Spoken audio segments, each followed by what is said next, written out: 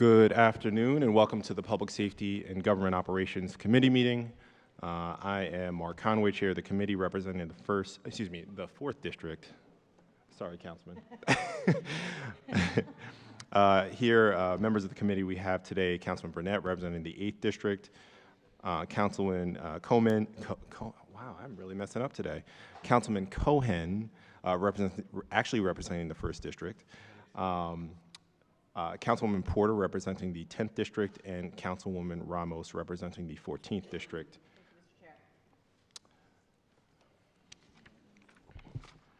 This afternoon, the committee will hear two hearings. We'll have two hearings. First, for Bill 23-0438, the Mayor's Office of Immigrant Affairs establishment, and second, LO 22-0030, Legislative Oversight, Crime Reduction, and Violence Prevention. And this will have a special focus on dirt bikes across the city at the latter half of that hearing.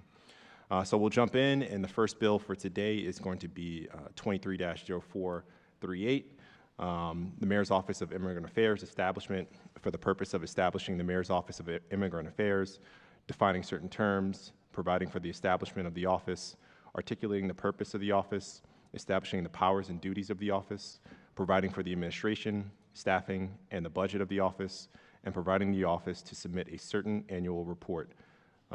This bill was introduced on October 16th, 2023, and it was sponsored by Councilmember Ramos. I'll turn it over to Councilmember Ramos to open us up. Thank you, Mr. Chair, and thank you, committee. I just want to ask your favorable report for this bill. What we are doing today would be taking action to make sure that we are codifying the Mayor's Office of Immigrant Affairs. This office has been in existence for 10 years, and so there would be no budgetary change. It is just, again, sending a strong message that we value our immigrant community. We welcome anybody to come to our city. So the Office of Immigrant Affairs, which we will hear from soon, has done significant work in our city for the last 10 years. Everything from providing translation services in 5 of the highest spoken languages to making sure that anybody has access to city services, translation services, but also has coordinated case management when needed, and in emergencies, they are there. Through COVID, and of course, in the most recent tragedy that we had, they are supporting, that office, with all of their partnerships, is supporting those 6 families. And we couldn't do it without them. So I request a favorable report on this legislation. I will let you know we have several members of the community here that want to provide their support for this office, and several people from our community that don't normally get a chance to do so. So I would indulge the committee. Thank you for indulging us to have this testimony, and thank you very much, Mr. Chair. Also, I'm working on this with the Mayor's Office, so it has the full backing of the Mayor's Office. Thank you. Thank you, Councilwoman. And I want to thank you for bringing this bill forward. I think it's a very, very, very important bill. And I remember when this office was first created, and the Mayor's Office under Director Rodriguez Lima, and it's come such a long way. And I'm really happy to be at this point today to see it, followed through. And it's timely that we're having this conversation in light of the collapse of the Key Bridge. And I think it's really, really important that we learn from that, and we learn from all that we've learned in the previous years to make sure that we continue to support our immigrant community here in Baltimore City. So with that, we'll jump into our reports. And before actually I turn over to agencies, we will have an opportunity for public testimony after the agencies have issued their reports. We've asked that folks limit their testimony to a minute. Typically, we offer 2 minutes. Just as a matter of sensitivity of time today, because we do have a hearing right after, for which folks in that hearing will have to leave in the middle of that hearing as well. We just want to make sure we don't miss their feedback as well. So Folks who are here to testify, I do apologize that we have to shorten your testimony, but we're going to limit it to 1 minute for today. With that, I'll go to agency reports, starting with the Law Department. Mr. Chair, there was an issue with the referral where it did not make it to the Law Department system, but I've conferred with our solicitor, and we do not need the report to proceed today with the vote. Thank you. And I guess you can also speak for the administration, the Office of the Mayor. Yeah, absolutely. We, of course, ecstatically support the passage of this legislation today. In Baltimore, the immigrant population has been a consistent source of growth, mitigating overall population loss. From 2010 to 2021, the city's foreign-born population grew by over 4,571 people, a 9% growth rate compared to an overall population decrease of 44,000 people in the same period. Today, Baltimore's foreign-born population represents 8% of the city's total population. And in the words of our mayor, immigrants bring diverse perspective, skills, and experience that enrich our city, but they also face unique challenges as they settle into a new home. MEMA has already done incredible work, both supporting and advocating for our immigrant community that has been evidenced over the past few days as we've seen the situation unfolding with the Francis Scott Key Bridge collapse. And in order to better serve this growing demographic and uphold our commitment to equity, inclusivity, and diversity, it is imperative that we institutionalize the work of MEMA, and again, we wholeheartedly support this effort. Thank you, Mr. Chair. Thank you, Tylor. Next, we've got the Office of Immigrant Affairs. If you could turn on the microphone using the button on the right. Good afternoon, Mr. Chair, members of the City Council. My name is Catalina Rodriguez Lima. I am the founding director of the Baltimore City Mayor's Office of Immigrant Affairs, and I stand by my report.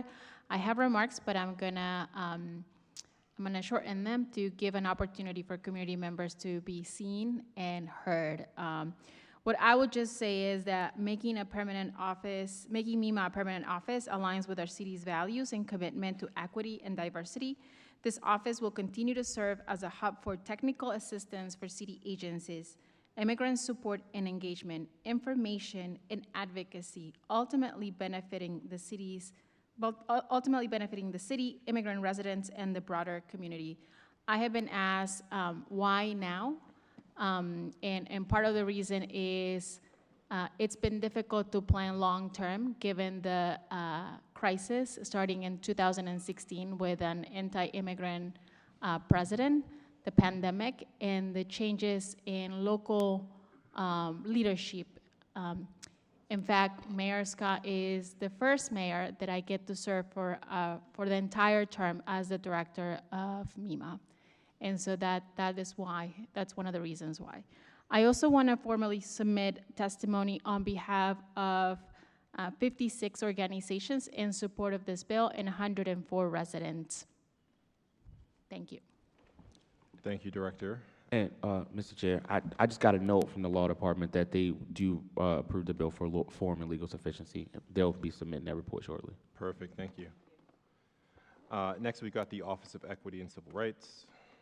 The Office of Equity and Civil Rights stands behind its favorable committee report. Man of many masks. Next, we've got the Office of Department of Finance. Good afternoon, Chairman and members of the committee. Ben Brosh from the Department of Finance, Bureau of Budget and Management Research. Here to report out on City Council Bill 23-0438, which is related to the codification of the Mayor's Office of Immigrant Affairs. We do not oppose this bill, and we want to submit our testimony in conjunction with prior submission, and happy to answer any questions that may come up during the hearing. Thank you.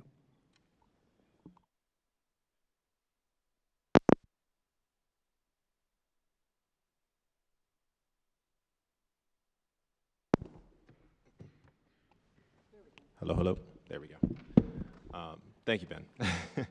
I'll open up the floor to questions from the committee, if there are any. Councilwoman Porter. Thank you. This is actually directed to Director Rodriguez. In this upcoming budget cycle, how are you all kind of expanding or kind of really financially supporting or fiscally supporting the Office of Immigrant Affairs. I was a little bit surprised by the Department of Finance that there's no fiscal impact towards this legislation. And so can you speak to that? We work closely with the Department of Finance to make sure that we have core services in place for our office, and that includes positions such as the director, the deputy director, a language access coordinator, community engagement outreach person, also a communications specialist individual. None of those positions have been impacted by the budget, by the recent release budget. I will turn it over to my colleague in the finance department to provide additional feedback. Thank you, Councilwoman, for the question. The Mayor's Office of Immigrant Affairs is separated out as its own distinct activity budget within our planning year budget.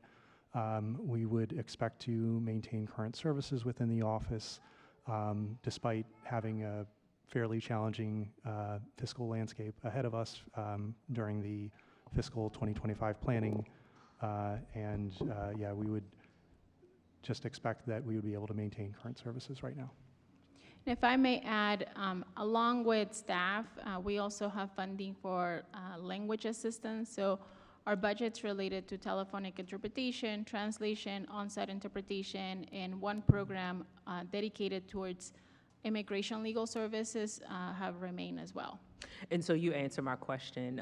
As you know, as we have a growing Latinx population, and I just want to highlight that the Office of Immigrant Affairs is just not for Latinx populations, it's for African populations. And so as our city grows in those respective populations, I assume, you know, that the office will grow in the near future because of the population increase. That's one of the major issues. I know Councilwoman Ramos has brought this up on a number of occasions about ID services, about translation services, and even just legal services in general. And so I'm happy that you are kind of leveraging other philanthropic support and other support from other entities to kind of support the actual need. Thank you. Thank you, Councilwoman. Any other questions? Councilman Cohen? Thank you, Mr. Chair. Thank you, Director, and to all the agency folks that are here. Do just want to remark that it has been a challenging couple of weeks for our immigrant community, both the collapse of the Key Bridge and then also the fire that took place on Lombard Street, where we lost 2 children and an adult. And I will just say that our immigrant community is incredibly resilient. It has been incredible to see the growth in our schools, the growth in our business community, the growth in economic development, the way that folks have carried on. And it is a workforce that is often very vulnerable. I do want to just lift up Director Rodriguez-Lima. You know, in her opening remarks, she said, I want to let other people speak, and that is consistently who she is. She does not jump out much, but you know she's there because she's doing the work. And I have always appreciated that about you, and I appreciate what you do for this community. I am curious, given some of the challenges that I think our immigrant community has as it relates to labor insecurity, and at times being, choose my words carefully, but being exploited for often being paid under the table, not having enough protection as it relates to just their work, their labor, and of course, in many cases, a lack of safety and safety conditions on job sites. I am curious whether your office is working with any of our unions, particularly the building trades, but how we can, what more we can do to improve the safety and the avoid some of the wage theft that we've seen here in Baltimore. Is that something that you all are working on? Because I see a lot of it, and I think it's something that as a city we need to address. Thank you, Councilman. I really appreciate your comments. You've been in this journey for a very long time, and you're a supporter of the work that we do, so I'm really grateful for that. I think it starts with leveraging existing resources within our city agencies, right? We work closely with MOED and the Office of Civil Rights to make sure that folks have access to existing services that they have the right to.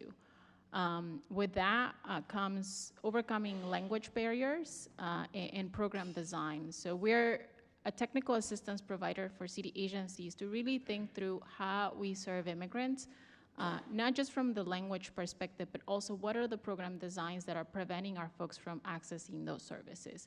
That's a role that we do every single day with these two agencies, but also across all agencies. From that point on is identifying gaps where we are lacking services, either because we don't have it in our city agencies or because it's a new skill, it's a new needed skill. That's where we lean on our nonprofit organizations who specialize on workforce development. And certainly we can do a lot more. One thing that I do want to clarify is that we're not a service delivery office or division. Our job is to increase the capacity of city agencies providing those services. So we're that squeaky wheel, that advocate that is asking the questions as to, are immigrants being served? If not, why not? We can help with that and hold their hands to make sure that we get to a point where they no longer need us. Ideally, I always say this, MEMA would not exist, but that's not the case. Yeah, no, and I appreciate that, and I think, you know, my colleague said the word leverage, and I definitely think that is a role that I've seen you consistently play. I do think this issue around safety, both in the case of the fire, having a family that did not have working smoke detectors, and then in the case of the bridge, just the conditions that many of our workers find themselves in, where their labor gets taken advantage of. I hope that we can partner together and try to figure out some ways to better protect our folks. Again, I appreciate all that you do and the approach that you take. And as we see the rise of xenophobia across the country, I'm proud that our city is clearly taking a step in the other direction. So appreciate you. That's all. Thanks. Mr. Chair, I have an answer for his question. Councilwoman Ramos? Thank you, Mr. Chair. Just to partially answer my colleague's question, the safety issues and the wage theft issues are something that are near and dear to my heart as well, and I've been working through it.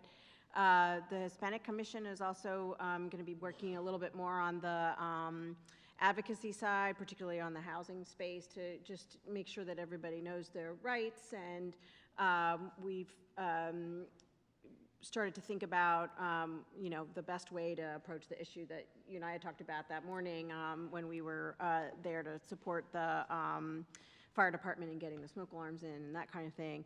And on the wage theft issue, I have talked specifically with Director Moore in the Wage Commission about this issue, and she is working through it as well. I think that's probably what you were going to add.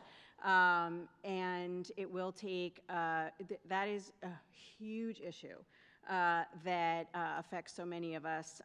And so it's going to take multiple efforts to do that. So just know that it's on several people's radar, but your point is well taken in terms of having a way to like really put in a fine point in it and coordinate. So I look forward to working with you on those issues. Thanks. Thank you, Councilwoman. Any other questions before we turn it over to public testimony? All right, we're going to open up public testimony. This will be an opportunity for folks who have signed up to testify. Once again, you have 1 minute. And I'd like to acknowledge Councilman Glover, who's just joined the meeting. So we're going to start with Kathleen Page.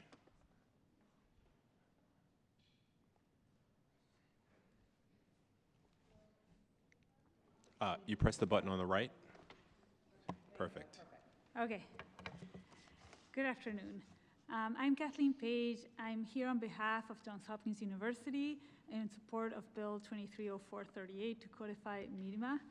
I'm a professor and physician at Johns Hopkins, and in that role, I work to serve immigrants, including refugees and undocumented migrants, both in my own clinic and as the director of the Johns Hopkins Access Program, which provides care to thousands of uninsured, low-income immigrants ineligible for Medicaid. I am also the co-founding co-director of Centro Sol, a center that aims to improve quality outcomes and care for Latinos. In these roles, I have had the opportunity and pleasure to work with MIMA.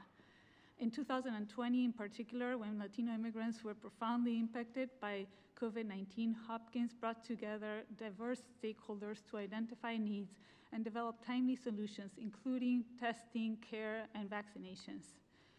MIMA was an essential partner to this work, creating a coordinated and collaborative response specific to immigrants. I participated in MIMA's Immigrant COVID-19 Workgroup, which led to the establishment of critical bilingual hotlines, cash assistance for immigrants ineligible for stimulus benefits, and bilingual support for non-English speakers. If you could begin to MIMA wrap up. dispelled misinformation, engendered trust, and provided crucial services for underserved immigrants. Since then, I've continued to work with MIMA, with growing immigrants, including from Venezuela and other countries, and in response to the bridge accident. In my experience working with MIMA, really in my role, I endorse MIMA as being a permanent fixture for the Baltimore City government. Thank you so much. Thank you so much, Ms. Page. Next, we've got Pedro Palomino.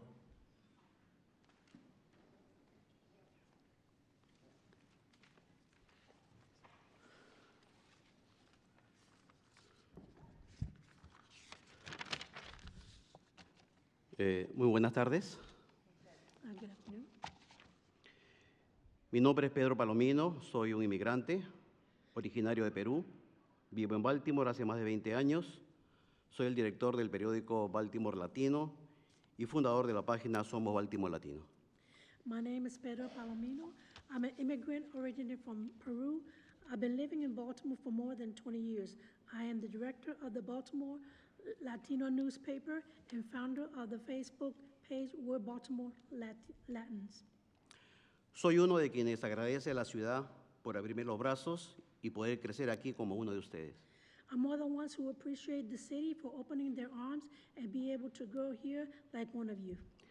Cuando llegué aquí en el 2001, no existía aún la Oficina de Asuntos Inmigrantes. Soy testigo de cómo esta oficina, cuando fue creada por primera vez, comenzó a conectarse con los latinos y luego con otras comunidades. When I arrived here in 2001, the Office of Immigration Affairs did not exist. I'm the witness how, when this office was created for the first time, it started to connect with the Latin and later with other communities. Esta oficina ha ido creciendo y en su crecimiento ha desarrollado una eficiente puente de comunicación con el gobierno local. This office has been growing, and its growth has developed in an efficient bridge of communication with the local government. Como periodista, he sido uno de los que ha impulsado permanentemente la existencia de este tipo de oficinas en todo el estado de Maryland. As a journalist, I am one who has pushed permanently existing of this type of office in all of Maryland. Desde mi personal visión, cuando se abrió esta oficina, esto dio impulso para que otros condados hicieran lo mismo. Baltimore County, Annapolis City, en Arundel County y muchos otros más. Incluso, hace un año se formó por ley en el estado de Maryland la Oficina de Asuntos de Inmigrantes de Maryland. From my own personal vision, when this office opened, I gave this impulse for other counties to do the same. Baltimore County, Annapolis City, Annapolis, and Anne Arundel County, and many others. In addition, a year ago, they formed a law in the state of Maryland of the Office of Immigrant Affairs.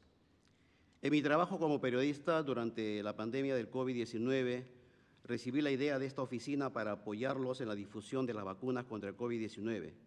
Sin temor a equivocarme, estoy seguro que salvamos muchas vidas en nuestra comunidad. In my role as a journalist during the COVID pandemic, I received a request from this office to support the diffusion of the vaccine against COVID-19.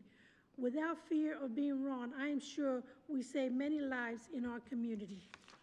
Hago un llamado a ustedes para que la Oficina de Asuntos Inmigrantes de Baltimore City continúe para seguir conectándose con los inmigrantes en general. Los inmigrantes de Baltimore sentimos esta ciudad como nuestro hogar. I make a plea to you that the Office of Immigration Affairs of Baltimore City continue to connect with the immigrants in general. The immigrants of Baltimore feel that this city is our home. Thank you. Thank you. Gracias. Gracias. Next, we have Lucia Islas.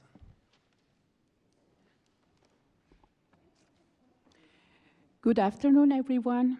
My name is Lucia Islas, President of Comité Latino de Baltimore. I live in District 3. I support Bill 23-0438 to codify the Mayor's Office of Immigrant Affairs, which is referred to as MEMA. As a 17 years resident of Baltimore City and a community leader, I live and work alongside fellow immigrants and refugees of many different immigration status. We have overcome many barriers to create a home here in Baltimore and contribute to our community in many ways.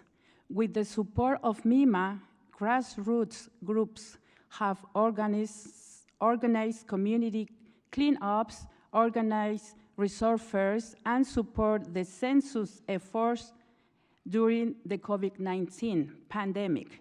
Community leaders partnered with MEMA to help better inform the Latino community If you could about begin the to spread conclude. and prevention of COVID-19.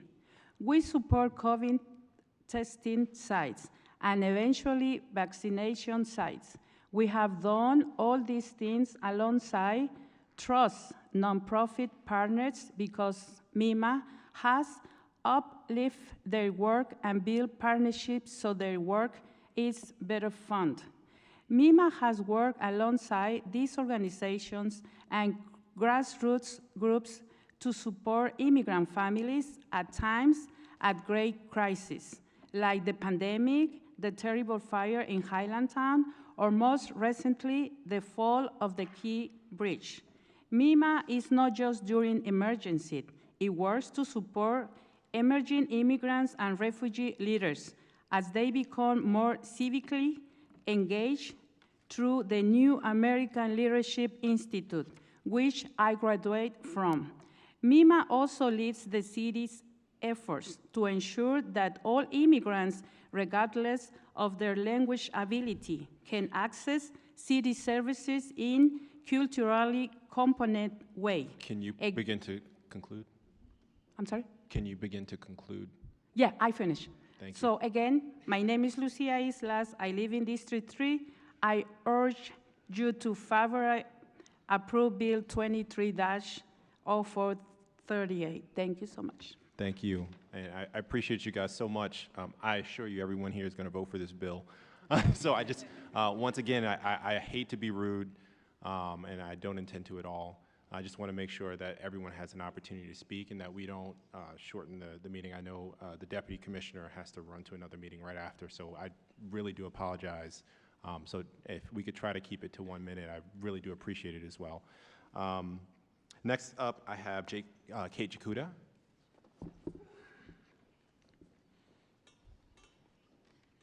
Hi, good afternoon. My name is Kate Jakuda, and I'm here on behalf of the Southeast Community Development Corporation in support of Bill 23-0438 to codify MEMA. Southeast CDC works and provides services to residents primarily in the 1st and 13th council districts, which are neighborhoods that are home to high numbers of immigrant families. I also personally live in the 14th district. So at Southeast CDC, I oversee our case management work, and the vast majority of the clients we serve are immigrant households. We've worked directly in collaboration with MEMA in the creation and implementation of some of our programs, most notably the eviction prevention program that we managed during the pandemic, and through our participation in the Baltimore New American Access Coalition. Both programs were established to ensure that immigrant families are not excluded from government benefits or support programs. MEMA has been instrumental in creating a bridge between our case managers and the public benefits agencies and working with us to break down many of the barriers that our clients experience in accessing those services. MEMA's leadership and effectiveness in promoting language access in city agencies is also evident, as I've seen firsthand the quality of language access here in Baltimore City in comparison with other jurisdictions. If you can begin to conclude. Yes. So I just urge you to favorably approve Bill 230438 to continue to support our immigrant families in Baltimore City. Thank you. Thank you so much, Kate. Next, we have Mayra Loera.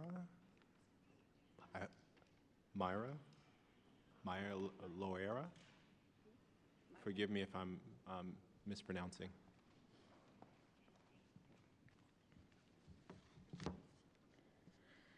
Good afternoon, members of the Public Safety and Government Operations Committee. My name is Mayra Loera, and I am the Client Services Program Manager at Catholic Charities Esperanza Center in Baltimore City. I am testifying in support of Bill 230438, which aims to codify the Mayor's Office of Immigrant Affairs.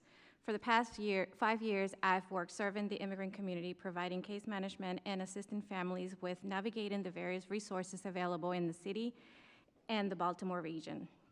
It can be incredibly difficult for people with limited English language skills to learn about and find out information and services that are available to them. It can also be incredibly intimidating for people from other cultures to learn about government services and to be comfortable accessing them. MEMA has been instrumental in supporting our work, acting as a valued partner, resource, and consultant. MEMA's longstanding advocacy for the immigrant community spanning over 10 years underscores the importance of their work to our community. During the COVID-19 pandemic, Esperanza Center collaborated closely with MEMA, facilitating financial assistance to over 2,000 families through the Emergency Relief for Immigrant Families, also known as ERIF program. If you could begin to conclude. With the collapse of the Key Bridge, MEMA's advocacy ensured that impacted families receive services in their native language and help coordinate efforts to provide invaluable assistance and resources to the victims' families. MEMA's unwavering commitment and compassionate leadership has been instrumental in aiding the immigrant community during challenging times. For these reasons, I am here today to urge the committee to issue a favorable report to Bill 230438. Thank you for your time. Thank you so much. Next up, we have Juliana Valencia Banks. Good afternoon. My name is Juliana Valencia Banks. I'm a proud District 7 resident. I serve as Baltimore County's Chief of Immigrant Affairs. I also serve on the Mayor's Hispanic Commission. I am here both on my personal and professional capacity in support of codifying the Mayor's Office of Immigrant Affairs. Nationally, MEMA is regarded as a benchmark of efficiency and professionalism. MEMA sets the standards for others to follow to promote better community well-being, economic development, and the integration of immigrant communities. Under the leadership of Catalina Rodriguez Lima, MEMA established the Safe Cities Baltimore Fund, which expanded immigration legal services to Baltimoreans with viable claims to remain in the United States. In 2022, the Baltimore New Americans Access Coalition was launched, programs that we in Baltimore County hope to mimic one day. Since the tragic collapse of the Key Bridge, MEMA has been a key collaborator as we work across jurisdictional boundaries to support not only the immediate families of the fallen heroes of the Key Bridge, but also the community at large. From MEMA's Herculean efforts to establish the Key Bridge Emergency Response Fund that has been supporting these victims' families and the families of the survivors, to the implementation of wraparound case management support, MEMA professionalizes and elevates the programs and support services available to all immigrants throughout the city. MEMA's work is not just vital during times of crisis, but is a critical component of Baltimore's efforts to provide equitable services to everyone who calls Baltimore City home. My name is Juliana Valencia Banks, and as a proud Baltimorean and on behalf of Baltimore County, I urge you to favorably approve Bill 23-0438 to the Baltimore City Council to ensure that our immigrant residents and communities continue to be represented in Baltimore City government. Thank you.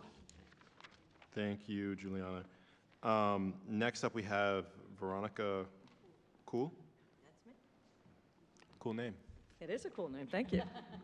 So, buenas tardes. My name is Veronica Cool, and I'm here on behalf of Maryland Latinos Unidos, MLU, and my own company, Cool & Associates. We're in support of Bill 23-4038 to codify MEMA. MLU is based in Baltimore City, and COOL is headquarters in Carroll County, but we've been working in this market for over a decade. As the founder and CEO of MLU and my own company, we proudly serve immigrants with all statuses, Spanish speakers, as well as new Americans, by connecting them to organizations through strategy, community outreach, advocacy, and translations. MEMA has supported our work by acting as an advocate and strategic partner, specifically ensuring that we can quickly reach and engage new Americans and immigrants by providing a forum to convene, from the census to COVID vaccines and cultural competency. In addition to these things, MEMA has been instrumental in emergency responses, like we saw in the bridge, not to belabor what people just said, but having an agency with a depth of knowledge and expertise in handling immigrant matters is a necessity. Again, I'm Veronica Cool, and I urge you to support this bill. Thank you. Thank you, Veronica. Next up, we have Kathy Siemens.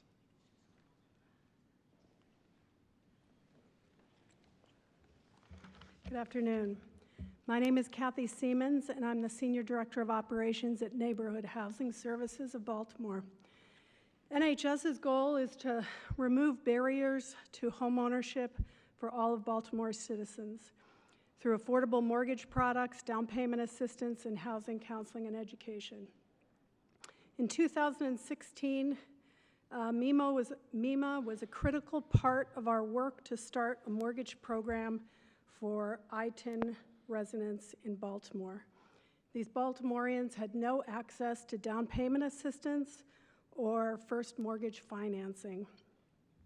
MEMA has helped us since then by providing immigrant data that we have used to raise capital to finance our work. We are trying to expand this program now to the secondary market. While we've participated in many of the programs people have mentioned before, I'll skip that piece. While MEMA's work is well known across government and nonprofit groups, their work to support individuals may be less well known. So I'll tell you a story. In 2018, Can you begin to conclude? Okay. 2018, I received a call from one of our mortgagees. She was distraught. Her husband had been picked up by ICE at his job site, a construction site in Northern Virginia. She had no idea where he was, and because we had a cabinet-level director, we were able to find him in a detention site in Pennsylvania. She was given access to the Legal Defense Fund. We heard just this last week that her husband's case had been dismissed. So I would like to support this bill to codify MEMA for all of the residents in Baltimore, knowing that over the next 20 years, immigrant homeownership is only going to rise. Thank you. Thank you. Next up, we have Madeline Martinez.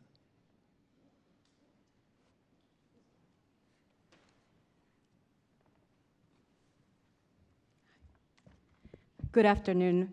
My name is Madeline Martinez, and I'm a proud Baltimore resident who came to Baltimore when she was a child.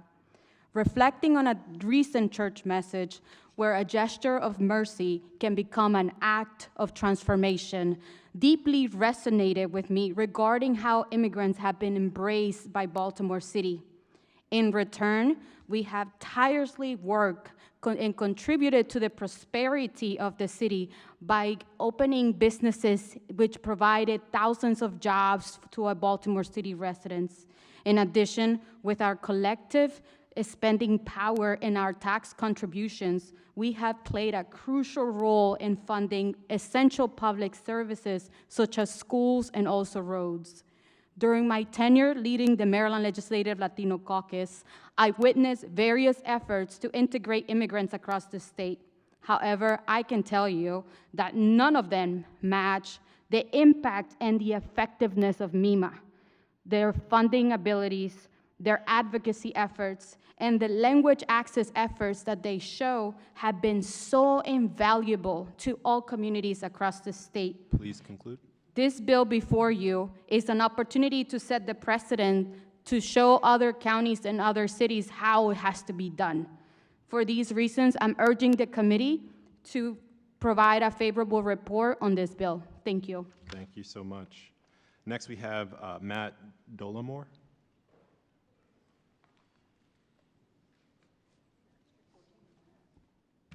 Good afternoon. Matthew Dollamore. I'm the Program Director at Catholic Charities Esperanza Center. I testify in support of Bill 23-0438 today to codify MEMA. Quickly, I would highlight 3 areas of critical leadership that MEMA provides. First, strategic resource alignment and management. Second, project management and coordination. The third, information management and dissemination.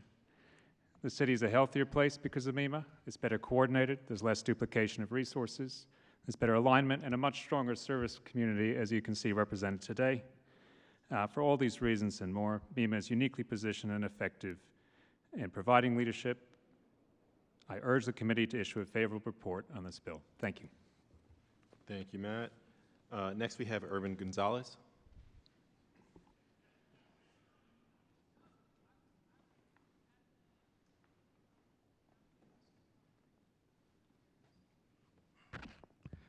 Good afternoon, everyone. My name is Irvin Gonzalez, and I'm the proud son of immigrants from El Salvador and Mexico. I'm the Deputy Director of Services for CASA here in Baltimore, and we are here to support the codification of MEMA. CASA is a national powerhouse for over 150,000 members over 46 states. And in Baltimore City alone, we have over 20,000 members representing 80 countries. Have people mentioned before just the way MEMA has stepped up, example, during the COVID pandemic response. A lot of federal benefits excluded immigrant families, and MEMA stepped up and ensured that our families were not left behind. So this is just an example of why we are here as CASA to make sure that the codification of MEMA happens, because it provides services, emergency response, as everyone has mentioned. MEMA is an example for the state of Maryland, but not just the state, but could continue to be an example of what an immigration office could look like nationwide. Thank you. Thank you, Irvin. Next, we got Sashini Banks. Hi, how are you? How are you? So my name is Sashini Baxter. I'm from Jamaica.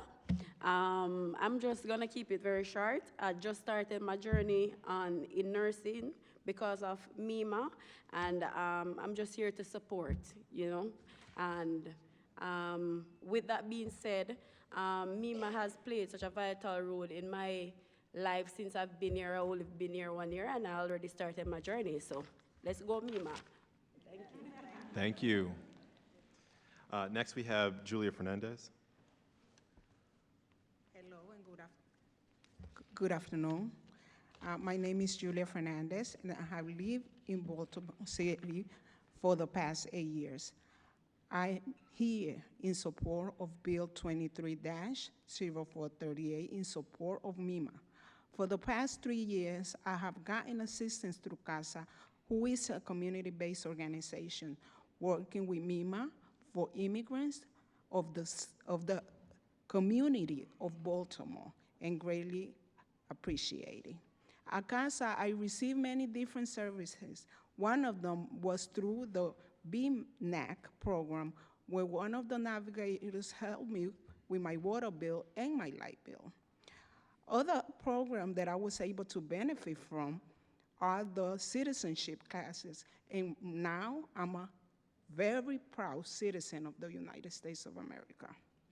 MEMA is helping many immigrants organizations like CASA who are in Baltimore City to have access to many programs and help bring the relationship between Baltimore services and many of the immigrants who live in the city. Please I would like conclude. to thank MEMA for all the work that they are doing through the city of Baltimore, and hope that they will be here to stay for a better future of Baltimore.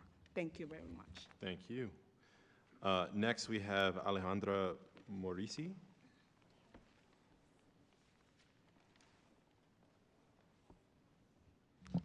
Good afternoon. My name is Alejandra Morisi, and I'm here on behalf of Kids in Need of Defense Kind in support of Bill 23-0438. Located in the 11th District, Kind Baltimore serves children in every district of the city. Since opening in 2009, Kind's Baltimore office has served over 2,000 unaccompanied and separated immigrant children in the area.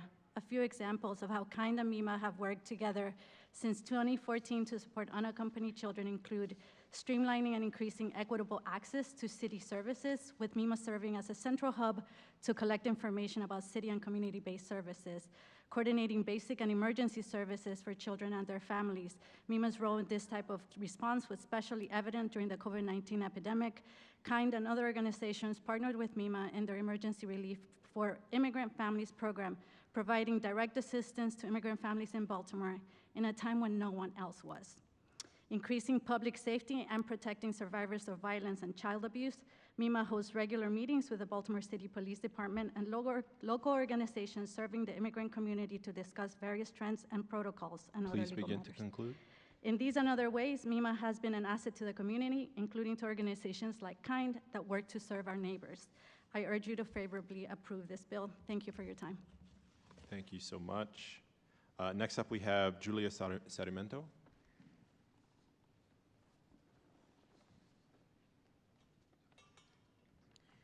Good afternoon, council members. My name is Julia Sarmiento, and I'm the Senior Tenant Service Program Manager for the Latino Economic Development Center in the Maryland offices.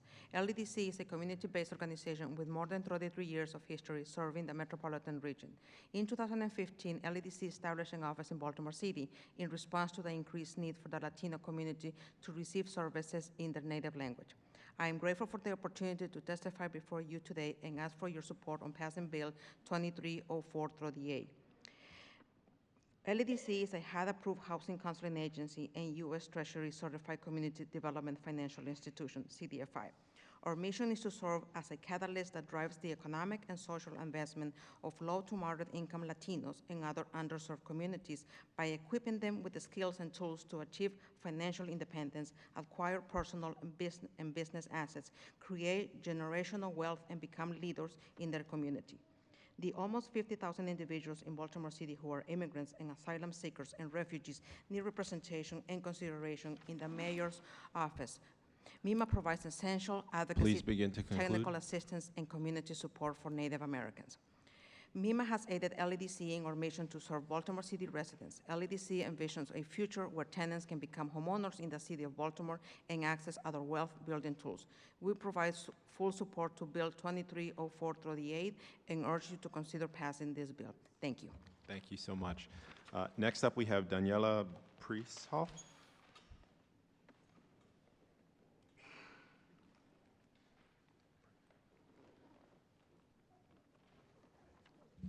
Good afternoon. My name is Daniela Priesthoff, and I'm the managing attorney for Tahirih Justice Center. We serve a number of immigrant survivors of domestic violence, sexual assault, and trafficking all across Baltimore. Tahirih's office is located in District 11, and I am a proud resident of District 10.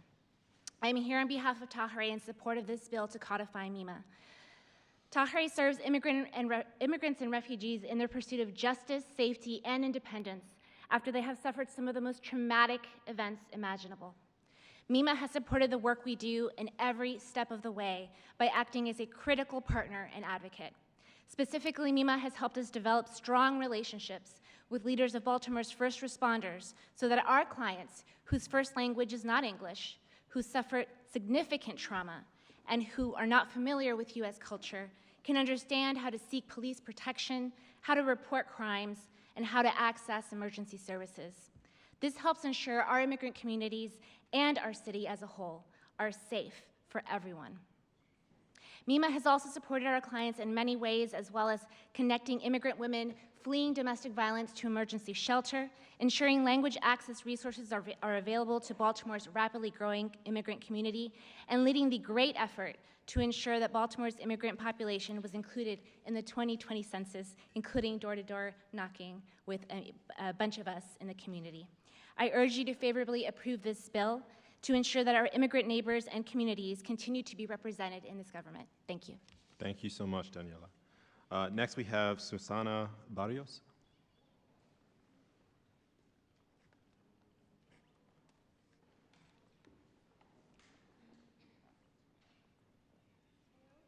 Good afternoon. I have condensed my speech because everybody has said everything.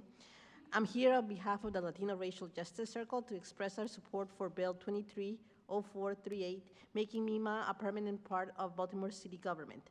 Baltimore's history of immigration is rich, with nearly 50,000 immigrants in the city, a permanent office is vital for integration. MEMA is essential for immigrant advocacy and support. Formalizing MEMA is the mayor's office ensures a consistent support for the immigrant communities. We urge you to pass Bill 230438 to establish MEMA officially. Thank you. I'm Vice President of Latino Racial Justice Circle. Thank you so much. Next up, we have Jenny Torres.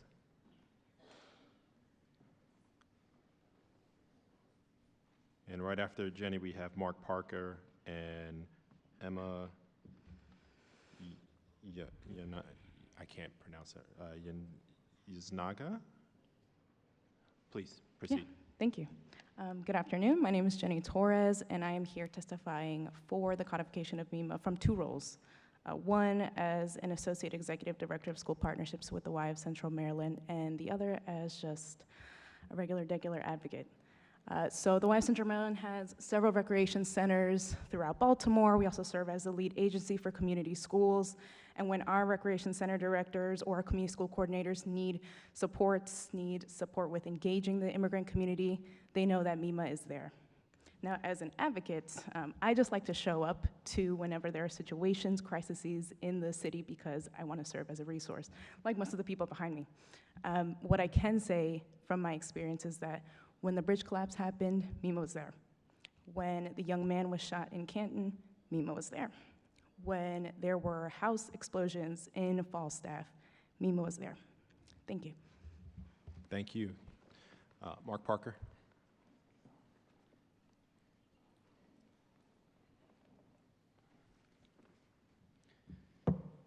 Good afternoon, Chairperson. Good afternoon, councilpersons. My name is Mark Parker. I serve as pastor at Breath of God Lutheran Church in Highlandtown. I'm glad to be here today on behalf of this bill to codify MEMA. I think the three things I would say are this. MEMA is incredibly effective and responsive in responding to crises, and everybody has mentioned that. Pandemic, fires, violence, adverse federal involvement. MEMA's role is critical for coordinating resources and for mobilizing an entire community and ecosystem of support. I think critically important, MEMA allows the city to be strategic and collaborative in a way that the city is often responsive and going from one crisis to another, to another, to another. MEMA has the capacity to be creative and has demonstrated that capacity to look strategically into the long term and to plan and build out systems and make adjustments that allow the city to more effectively live out its commitment to all its residents, especially migrants and refugees. The final part is related to that, and that MEMA helps all of us, but especially the city government, be more accountable to our values and vision for the city. We say great and important and good and holy things about the kind of community we want to be, the kind of equity we want to see, but MEMA is here to point out where we fall short, but not only to do that, but to help us and help the city grow in our capacity, right? Not for MEMA to handle all these things for us, but to help all of our agencies and all of our elected officials and our community members say, no, this is who we have said we want to be as a community in terms of welcome, in terms of opportunity, in terms of equity, and MEMA is there to help all of us grow in our capacity to walk alongside and serve our neighbors. Thank you, Mark. Next up, we have Emma.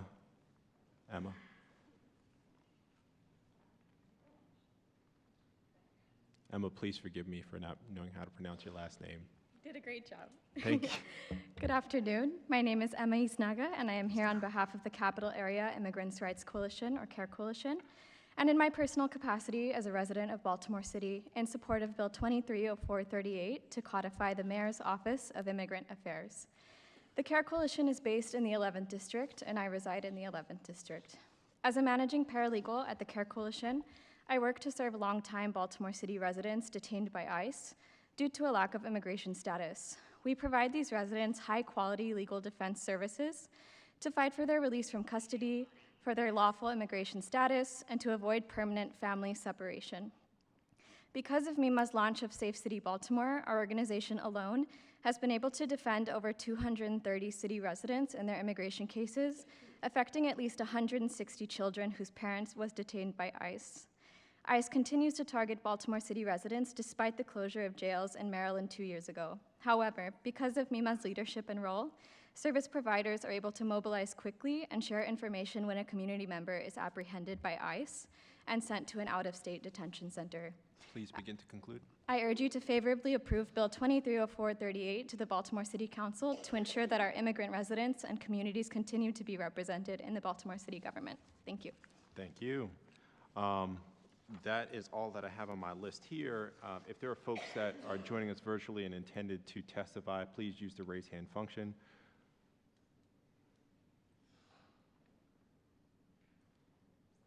Okay, seeing no further,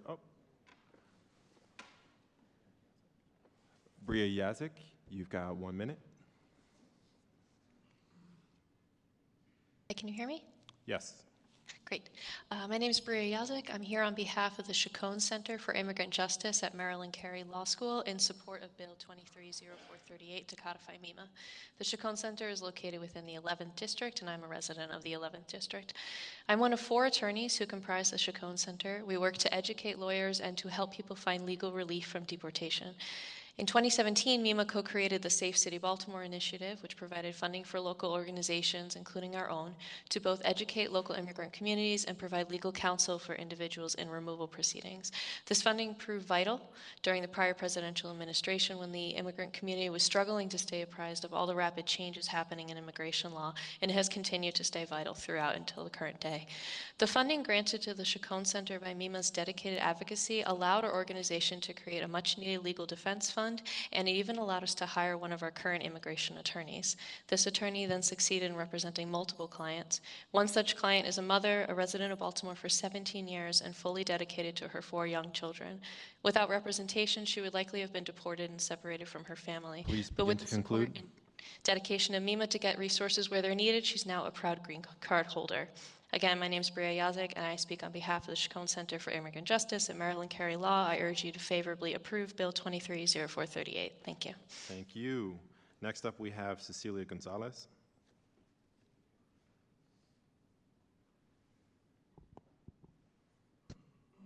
Tardes. My name is Cecilia Gonzalez. I am an immigrant, Baltimore City resident, and a community leader in Southwest Baltimore. I am committed to serving and empowering people, and in this pursuit, I have multiple roles, including nutrition and community development consultant, a community design fellow with the Department of Planning, Spanish teacher at the Esperanza Center, and chair of the Southwest Partnerships Housing Committee. I don't say this to brag, but as an example of how individuals from the immigrant community, including many in the room, work hard, or as we say in Spanish, se desviven, to contribute to our community, city, and world, and to highlight the importance of making MEMA a permanent office to support our diverse contributions and needs. I supported World Relief's expansion of the refugee resettlement program last year, and MEMA staff was a key resource in connecting us with entities that could provide services to refugees and immigrants, including schools, healthcare, jobs, housing, immigration legal services, among others. MEMA will continue to be essential in engaging and serving a growing immigrant community, who then contribute greatly to the life and development of our beloved Baltimore. Thank you. Thank you. Next, we have Valerie Passion.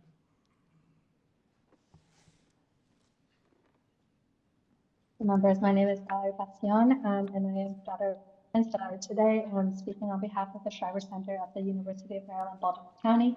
We stand in strong support of 230438 to codify MEMA. We believe that codifying this office is a critical step towards ensuring the well-being, integration, and empowerment of immigrant communities within our city and beyond.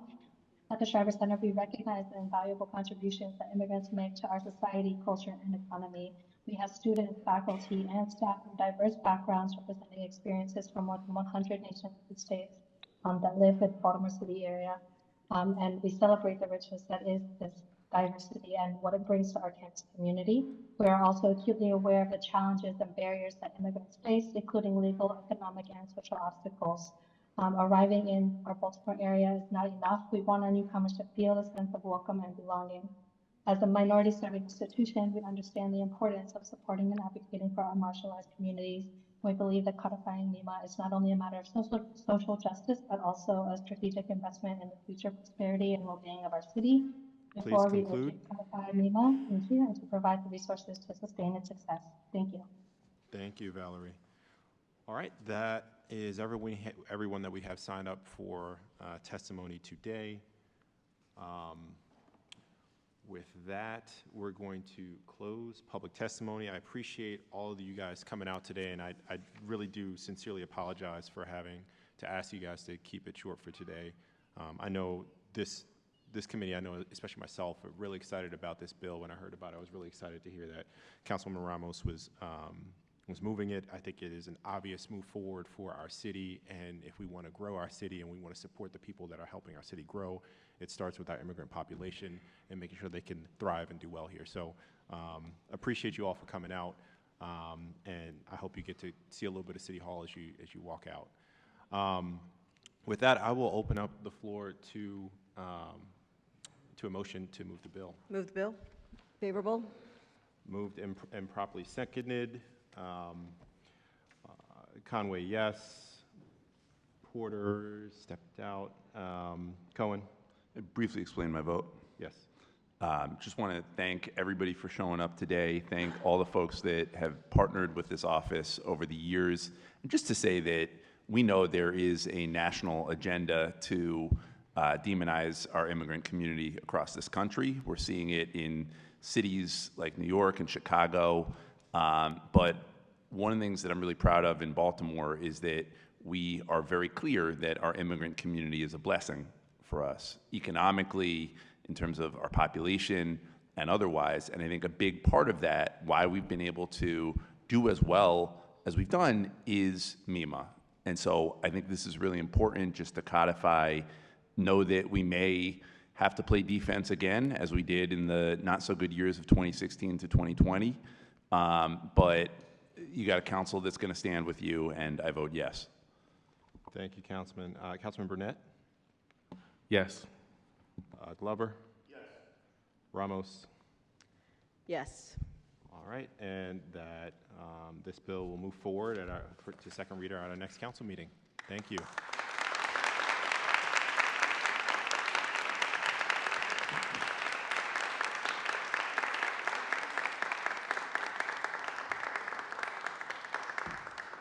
All right, you guys are welcome to leave if you don't want to hang around.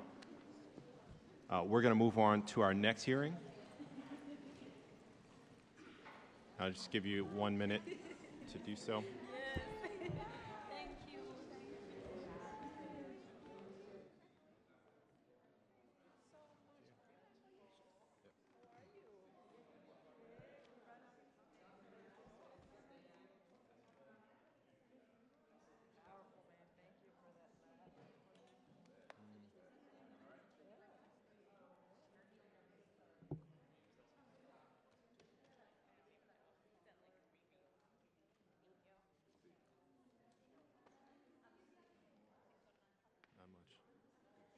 Committee members, we're going to start in just literally a minute.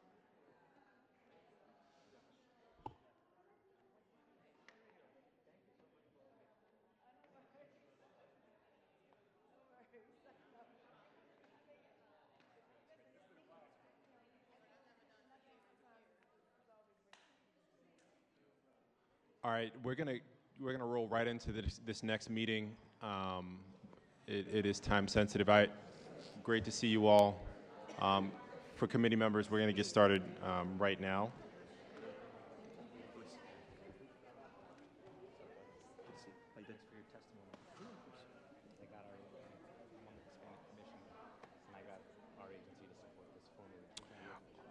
All right, we're going to go ahead and get started with LO 22-0030, Legislative Oversight, Crime Reduction, and Violence Prevention, for the purpose of, if someone can close the doors on the way out.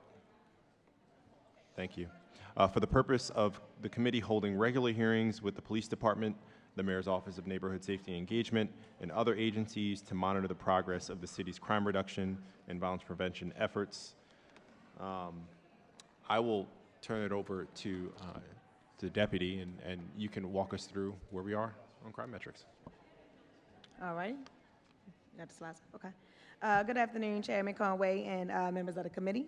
I am Deputy Commissioner Mo Brown of the Patrol and Community Policing Bureau at BPD. And I'm here with Director Murphy, Deputy Chief Graham, Lieutenant Warren, and other command members today.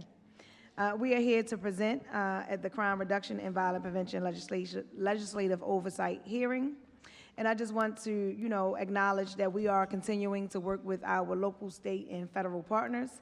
We are continuing to increase our patrols, and we are continuing to drive reductions while emphasizing reform through constitutional and community-oriented policing. And now I will go over our presentation.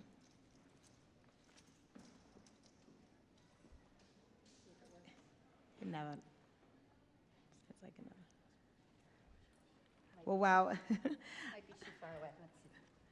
while Director Murphy is trying to get that started, I will state is not listed here, but currently for 2024, our homicide numbers are 52 in comparison to 23 of 74. So we are down 29.7%. But I also would like to state that, of course, we know one act of violence in our city is one too many. And currently, our clearance rate is 45.5%. For our non-fatal shootings for 2024, we are at 114 compared to 145 last year. That is a reduction of 21.4%, and our clearance rate is at 37.8%. And then here, this just states our significant arrests, and when we say significant, we're talking about more of our, of course, handgun violations, even though they are misdemeanor offenses. We do know handgun violence plague our city. So we have that highlighted here. And let me see what the numbers. And even though it shows that just a slight reduction in arrests for handgun violations, this date is also until the 7th.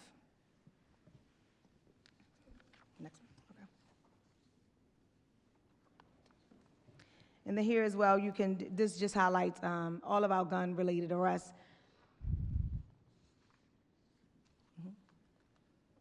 And citywide and domestic and youth violence, just overall numbers. Isn't that working? Here, it's because I'm too far away in the seat.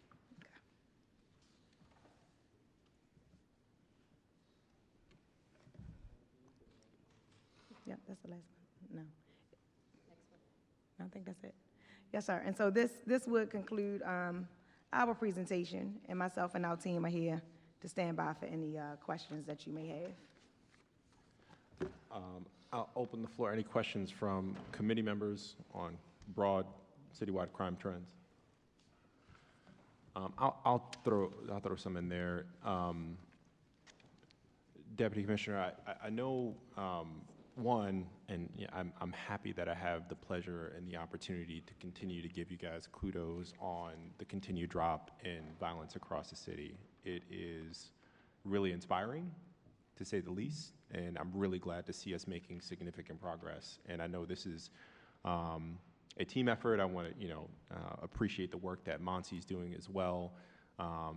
But it seems we're really starting to see significant improvements, and we put a lot of work to get to where we are today, and to see these numbers continue to drop is really, really good. I know we're going into the summer. The weather's getting nice. Things are getting interesting now. I know we still have, I believe, issues around some of the lower level crimes. I know recently in my district, in my neighborhood, and honestly my house, we've been seeing instances of break-ins or attempted break-ins. Can you talk to me a little bit about how the department is addressing those issues and strategically thinking about what we're going to see as the weather gets warm, and how we, I think, specifically deal with some of those lower level crimes, not necessarily the violence, but some of the other issues as well? So burglaries, even though they are property crimes, we know that they are very sensitive in nature. Most certainly when we find that it's our houses that are broken into, right? Our homes are sacred to us. And that is one of course, the biggest concerns, definitely if someone is inside of the home. So normally what happens is when patrol responds, of course, we conduct our investigation, try to gather any technology that's there that can help us, solve the case. And then our district detectives also investigate. So once it's, the report is taken, whatever we can identify that's there that can definitely help us through the investigative process, it's given to the detectives. Once the detectives gets it, then they go on with the investigation and then look at, is there recidivist that's in the area that may have just recently come home? We do know that most of the time when our property crimes are committed, it is because we do have other individuals or some of our individuals who are dealing with either substance abuse, in some instances, really mental illness. So we're trying to address it very holistically because the goal would be, do they need help and services? But also looking to see, is it individuals that we already know that are known to certain areas because they will come back, right, to the areas that they are known to either live in or maybe where they just like to be at. And then we tap in all of our other city resources once we do identify that person, if that is one who we do know that has had, burglaries in their background, but may have those other substantial issues, around, again, substance abuse or mental health. And then what we'll do is, again, like I said, connect them and wrap them up with some other services and support. Because the goal would be to get them to not be, using a substance if that's it. And if they have disconnected from, mental health services, to reconnect them. Yeah, I generally try not to get into specifics within my district or so and so, but this one is interesting, and I had a couple of conversations with the commissioner, personal conversations about what we've been seeing in the district at the time, and it made me think of a couple of things. One, our processes and procedures for investigations, and making sure that simply because these are not violent crimes, that these property crimes do get their due diligence. Because what happened is in my district, there's a guy who broke into like 12 homes in like a 2-week period, as you're 100% aware. And it sort of begged the question, if we caught him on that first or second home, if we could have avoided those other problems later on. And so I'm thinking, my question to you is, have we thought about what changes, additional resources, protocols may need to be revisited or thought of when these things come up? If any. I mean, maybe we're going to say, everything was set up the way it should have been, but maybe we've learned something from these instances as we've seen them happen more frequently in the last couple of weeks. I think that in that instance, 12, of course, is very high. So that would be something I'll talk to you offline and get that information too, because I would like to know how did the commander deploy. Because that would be really, really critical for us to know, right? Maybe one, they maybe, just think that is a one-off, to two. But of course, once we start to see and develop or a pattern emerging, the goal is to give us as much presence as possible to a community. Of course, the goal is also not to over-police, but we know we have an issue there that we really need to address. And then see how are they getting some of that information back to see who may be, breaking into homes. And then I think the other part we would need to look at too to see, was there something else happening? Were they taking other things and items that maybe community members was like, yeah, I'm missing something out of my yard, but I'm not going to report it? Because we have that as well. Most community will feel, okay, it's just a something. They didn't get into, my home per se and take things, but was there something else that may have led up for us to see that something was happening that we could have maybe got in front of before, and then could have, of course, taken action before he got into the home. So I can look into that. Yeah, that'd be really helpful. And then you said something earlier. Now, I've been thinking about this, and it helps just organize my mind to think about it chronologically. Everything that happens from the moment of the crime and how we respond or react, and then everything that happens thereafter. So fortunately, we did catch the guy. The day he broke into my house, we caught him that day. Sorry to hear that. I'm glad we caught him, and I think it's an opportunity for a really important lesson. But you said something that I think is important because this is technically outside of your hands, but something that we should be discussing, of course, with Monty or other parts of the administration. What resources those people need, because that person is likely going to get out on bail. Mm-hmm. And, what is this life going to look like when he gets back out? And so it begs the question, and maybe Director Mavronis, maybe you have an answer to this question, but later on down the chain, we've caught the guy. It took us a while, but we caught the guy, which is great. How do we make sure that he doesn't make that mistake again, or that we can help him find stability or get him on a track where he can be helpful after that point? you know, and we've talked about this in a number of contexts, I think with young people, we've talked about it with adults, we've talked about it with offenders. We want to catch people who do bad things, and then we need to have an answer when we catch them. So I don't know if, that's not a good question because I didn't ask a question. But I was going to say, I think that may be something that we can discuss, of course, with the state's attorney. I do know that in his holistic approach, that these are things that he wants to look at internally as well, especially when we do see some of our folks that are offending that have deeper issues that really need to be supported by more services, more support, more resource, and not necessarily just, you know, criminal justice. Excellent, thank you. Any questions from committee members? Councilman Cohen. Thank you, Mr. Chair. Thank you, Deputy. I'm curious, sort of along the same line of questioning as my colleague, just again, as we head into summer months, as we know, we tend to see an uptick in both violence and nonviolent crimes. You know, I know there's been some back and forth recently about the citation docket that the state's attorney has proposed. You know, I think we do want to make sure we are both holding folks accountable, but also the connection to services, the service provision is critically important. And so just for the public record, are we issuing citations, and where is there a breakdown there, or if so, where is the breakdown? So thank you for that question. I will say no, there's not a breakdown. Quality of life calls for service, I know the last time that we were here for the hearing, we talked about what that call volume looks like. Because we are issuing the warnings, and most of the time, the warnings are abating that issue. So we're down right now 18%, right, when it correlates to us either issuing warnings or citations. So what we're seeing is those quality of life calls for service that we were getting, still do get them, but we're down 18%. Now, when we talk about how do we get to the steps that we need to take for as officers, BPD, Baltimore Police Department, because I know some of the conversation has been about other agencies just being able to just automatically issue citations. We don't have the same process.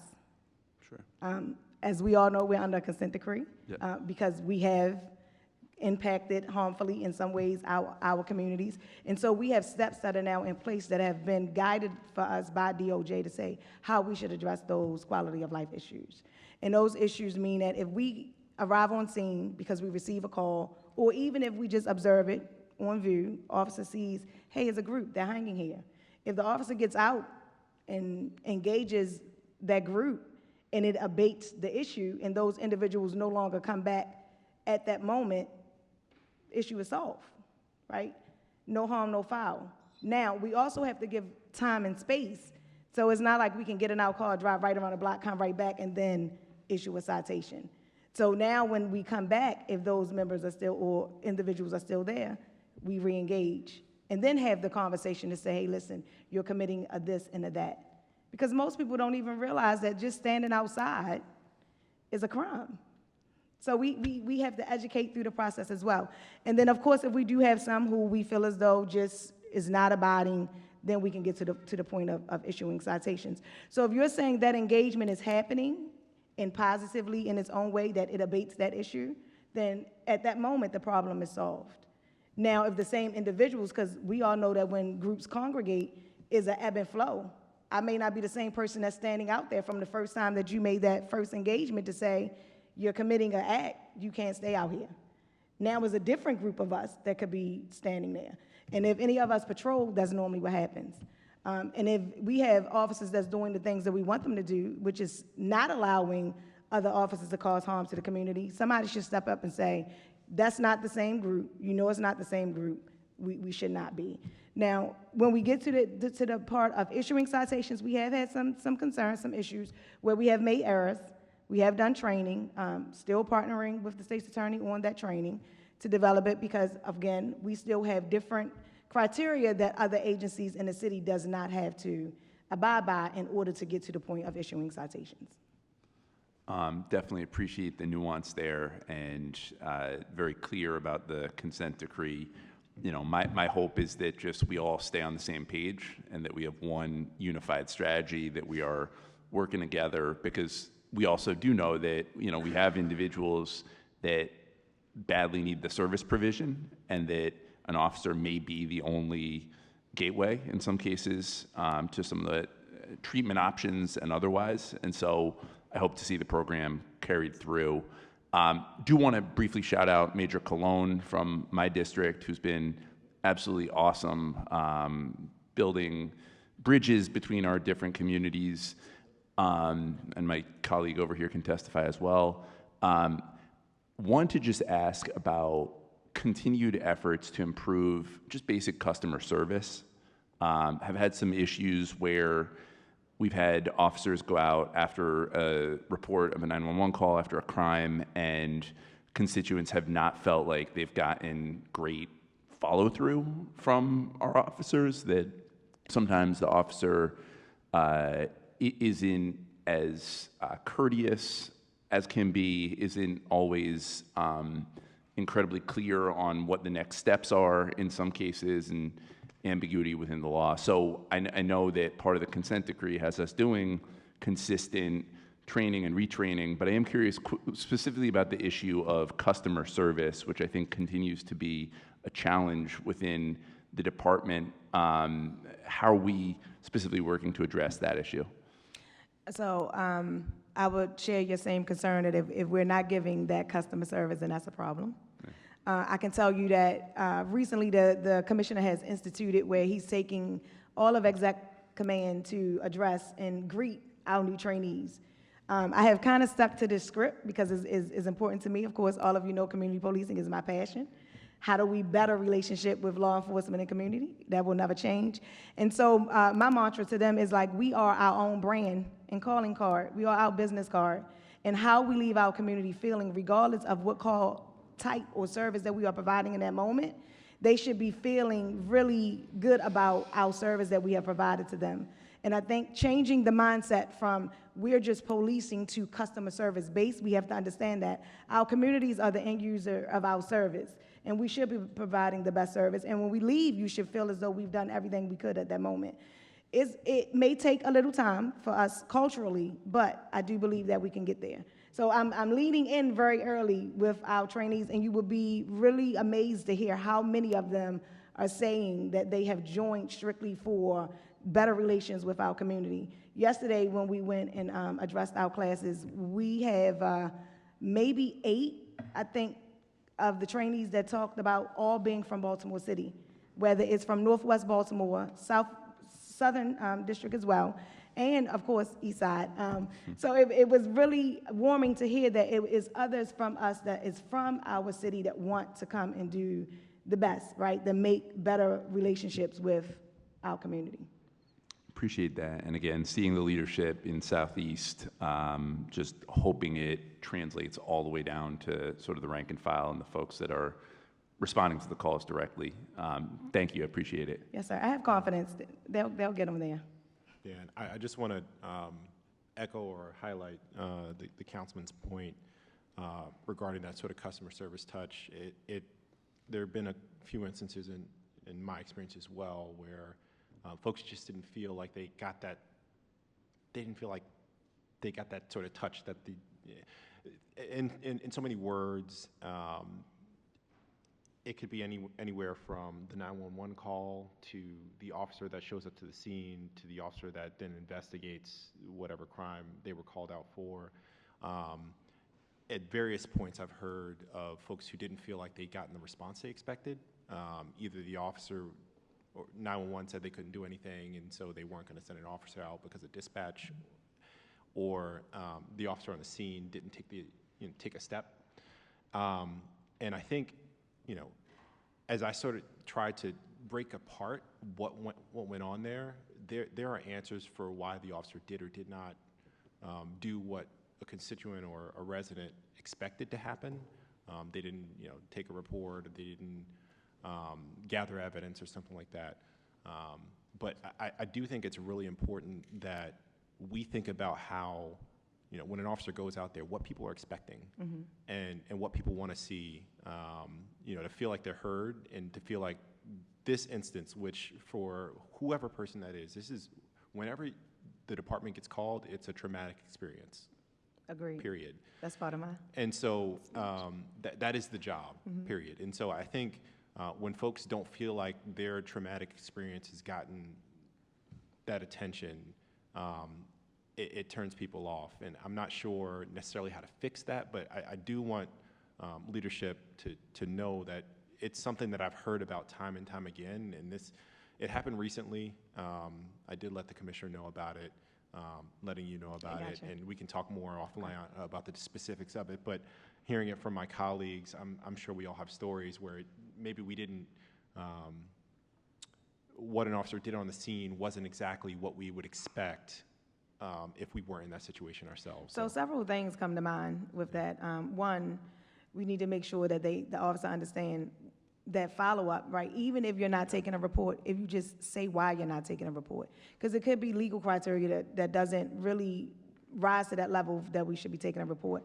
Or it could be maybe civil versus criminal. It could be a host of things. And I wouldn't know unless I can look into those calls specifically. Yes. But then two, it gives me notice to say we probably need to check in with our officers in their well-being.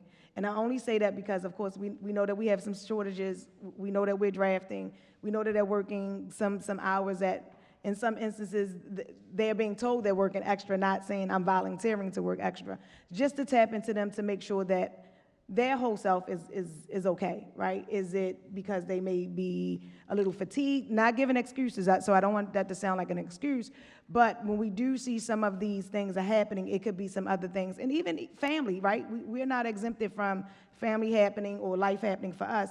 So those would be like the two things that I would need to know to address it. Not saying that is okay, because ultimately the goal should be, you know, like I said earlier, Maya Angelou says it's all about the way that you make me feel, right? So you can tell me a thing, you can do a thing, but it's the way that I feel after all of the things are done. So I would like to hear more about those instances specifically, and then, you know, be able to provide you back some follow-up on that. Absolutely, will do. And as you are fully aware, any sort of complaint or criticism that we share with you is only so that we can make our department better. Absolutely. We all want you guys to be the best department you possibly can, because you guys make us a better city, and we're all in this together. So I did want to ask about one thing, just following up. I know we've been continuing to deal with issues around auto thefts, and just noting through the slideshow, we had a 41.2% increase to date. Can you tell me a little bit about what's going on? How has anything changed in our approach? I know we're still struggling with it; it's still the same issue. But how are we thinking about this issue? I would say two things. One, we discovered that our TRU was taking our auto theft reports. And when we did an audit on this, what we realized is many of them were attempts, but they were being counted as actuals, and they were not.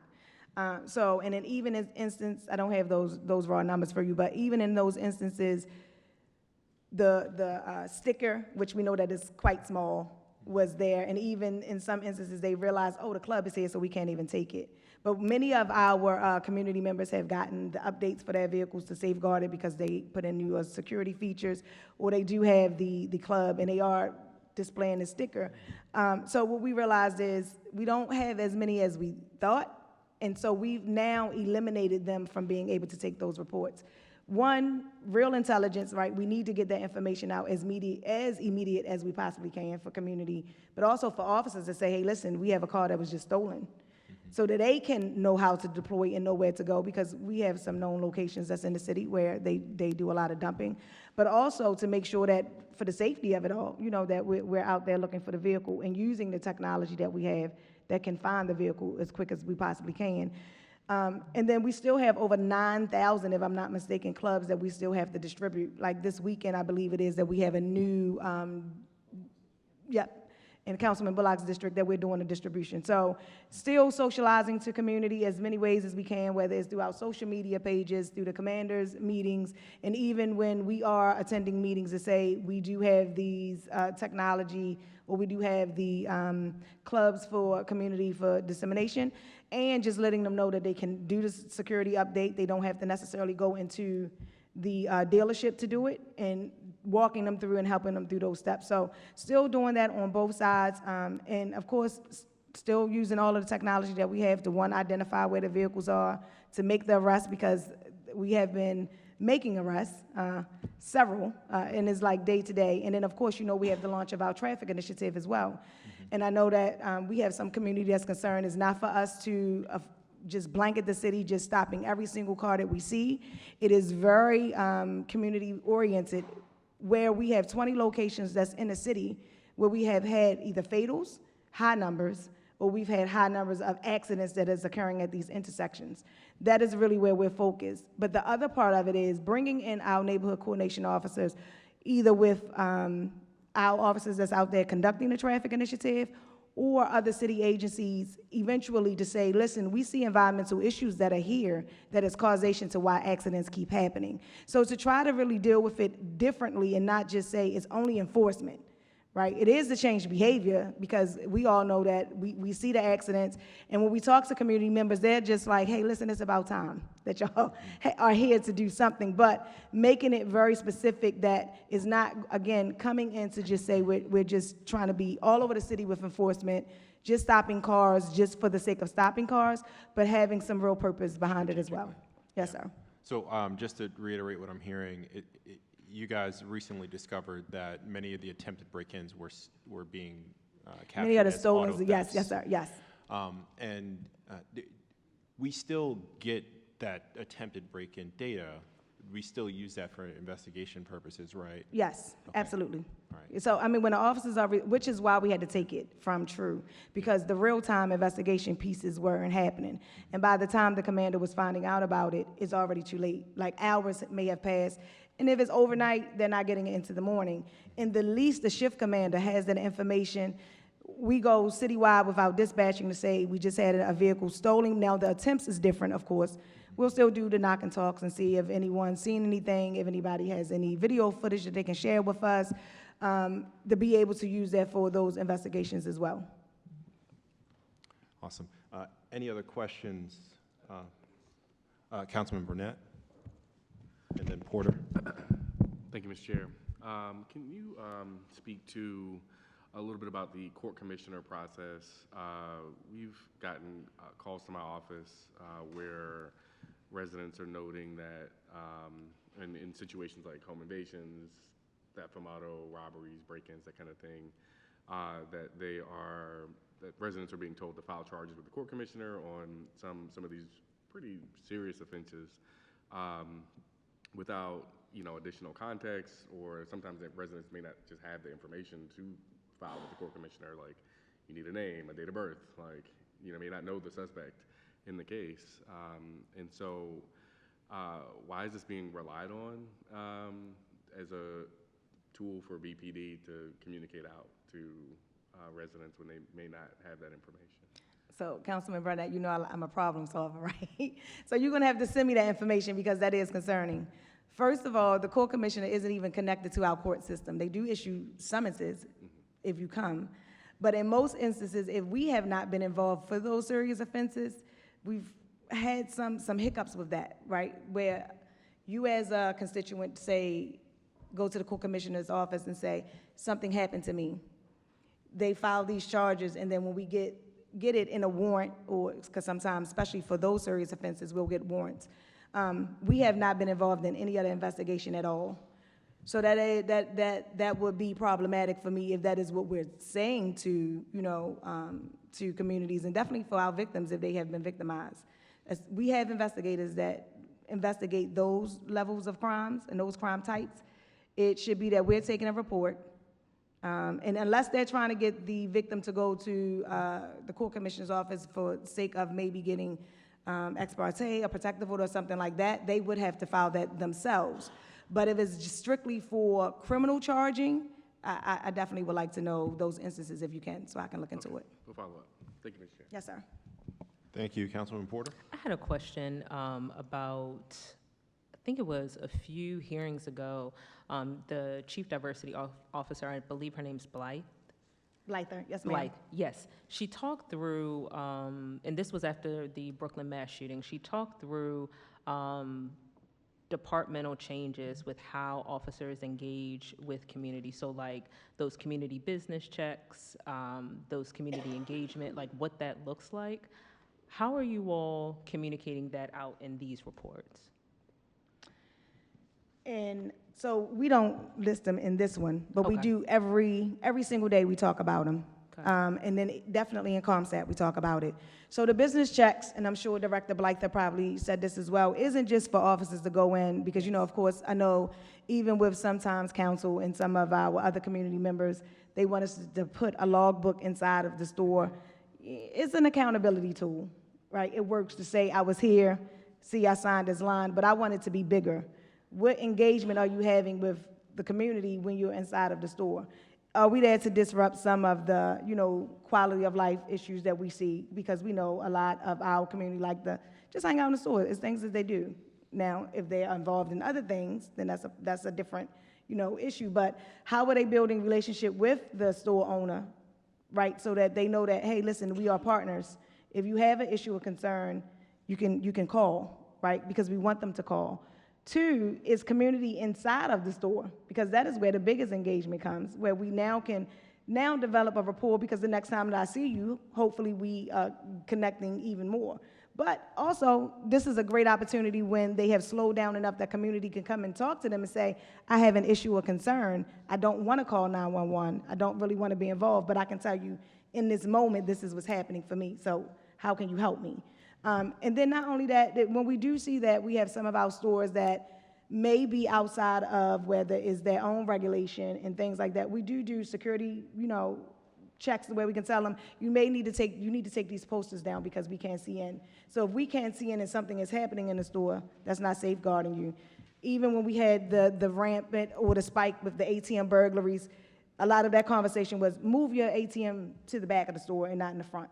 You know, that make it more difficult. So it is a lot of things to communicate there, you know, and have an expectation of them with business checks. It's not just to go in the store and come out, but we do talk about that daily in all of our other reporting. We just don't list it normally, you know, when we come to the hearings. So the only reason why I asked that, and I asked that because most of us have some of those issues as far as like community engagement, and I know that through the consent decree, the monitoring team, they share that information.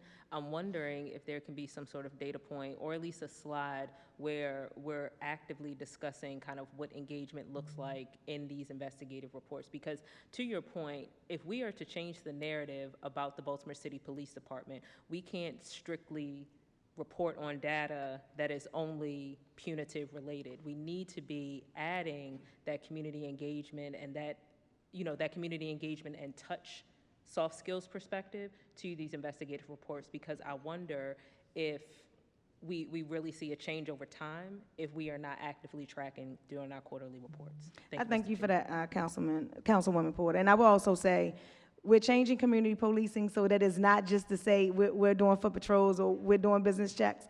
What we are putting together, myself and Deputy Chief Ritter, is really problem-oriented policing. How are we looking at environment? Really, community policing by environmental design is huge, and she's a big thought partner with that, and definitely have more of the expertise in it than I do, and she's taking me right along with her on this ride and learning and educating me on it. So the mayor has 5 zones, and right now I think that we have done maybe 3 assessments, and this is where we're asking all other city partners to come and help us in these zones, just because we realize in some of these instances is bigger than us, and it's going to take every partner that we have. Monty is a huge partner in that with us, because of course, you know, we have now 3 neighborhood policing plans, but in addition to them, we have the mayor zones that is helping us, where we're guiding business owners to understand, if you have XYZ for your business, you probably would not have some of this, you know, this quality of life concern that's just lingering there, but also helping them understand what some of the processes is to navigate city services and help for them with where they may have extra need and need more support. So trying to look at it in a bigger way, because we know some of these areas have been problematic probably since most of us in this room were children, and just trying to look at it much differently and not just only using police to address those issues. Thank you, Councilwoman. Councilman Glover?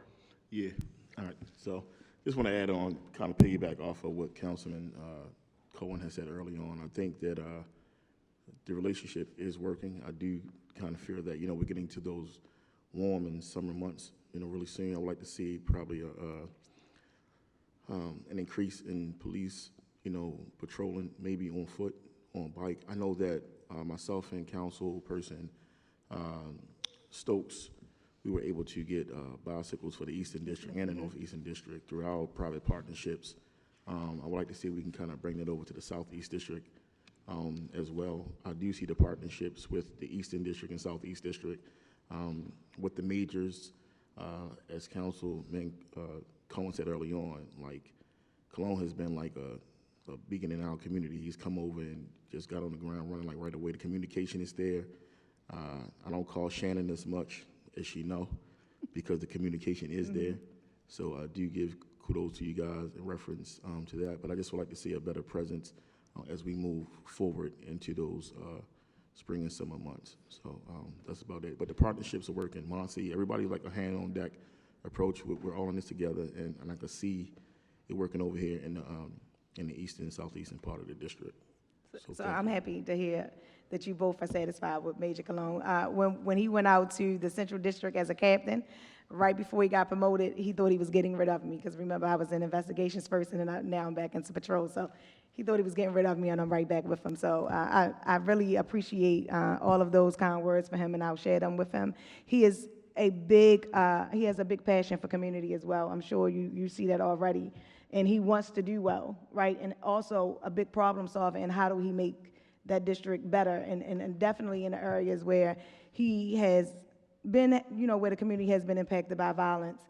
I can tell you he internalized and took a lot of that personally, right? And sometimes we have to, again, do a check-in and say, we're going to do what we can do, and then we're going to try to engage and connect as much as we can and use all of our partners.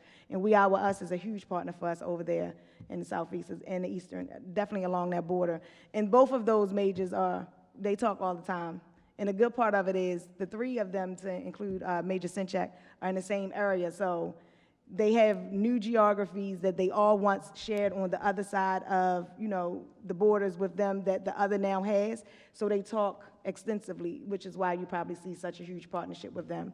And the Eastern cannot wait to put their bikes out. I'm just telling you that now. They're already focusing on their deployments, and that's one of the things that we'll be talking about this week in ComStat. We break things down by quarter. And of course, Chief Graham is here, Deputy Chief Graham is here, and he'll tell you we just had a meeting as well to talk about, let's do a review of what went well for us for quarter one. Let's take a look back, what went well, right? Should we keep what we had in place? Where can we improve, and what else do we need? What other resource, what other strategy should we shift? Deployment, should we shift strategy? So we're already having those conversations, sir. So I appreciate you for, no problem. as a reminder for that. One other thing, Mr. Chair, and if we can, also, I know we don't, our NCO officers, I think we're at a change in that area. So we can kind of get those NCO officers like back in place. That'll be a great help. And also just to make sure we partner with our organizations that are in the community. Like I see the Sons organization that is here. I mean, these are people that are really doing the work in our community, the Challenge to Change organizations, the Tenaya family organizations, they're like hands-on. Yes, Just want to make very sure good that point. we continue to have those relationships with those organizations that are, you know, embedded in our community, so that as we grow as a community, we also make sure that we empower those community groups, organizations to grow as well. So thank you. Yes, sir. And Zendaya, we've already been talking about how do we partner. I've been in several meetings with them, just trying to figure out how do we, you know, increase that partnership, because I'm a collaborator, and I'm gonna bring everybody to the table because we need everybody. That's the way that we make our city better and make our city safer. And then even with, not just with Zendaya, almost anybody that is willing. Now the NCOs, we have given them some new guidance We'll be pushing that out. Just did a refresher training with them as well about last week, I believe it was. If it wasn't last week, the week before. Just because we need a refresh, need to get a refocus, and because we're moving into this problem-oriented policing model, and not just only that they have a presence in the community, or their majors or their commanders are using them, different ways to give them really strategic focus and how we really want to problem solve in the community. Thank you. Yes, sir. Thank you, Mr. Chair. Thank you, Councilman. Any further questions on broadly crime across the city?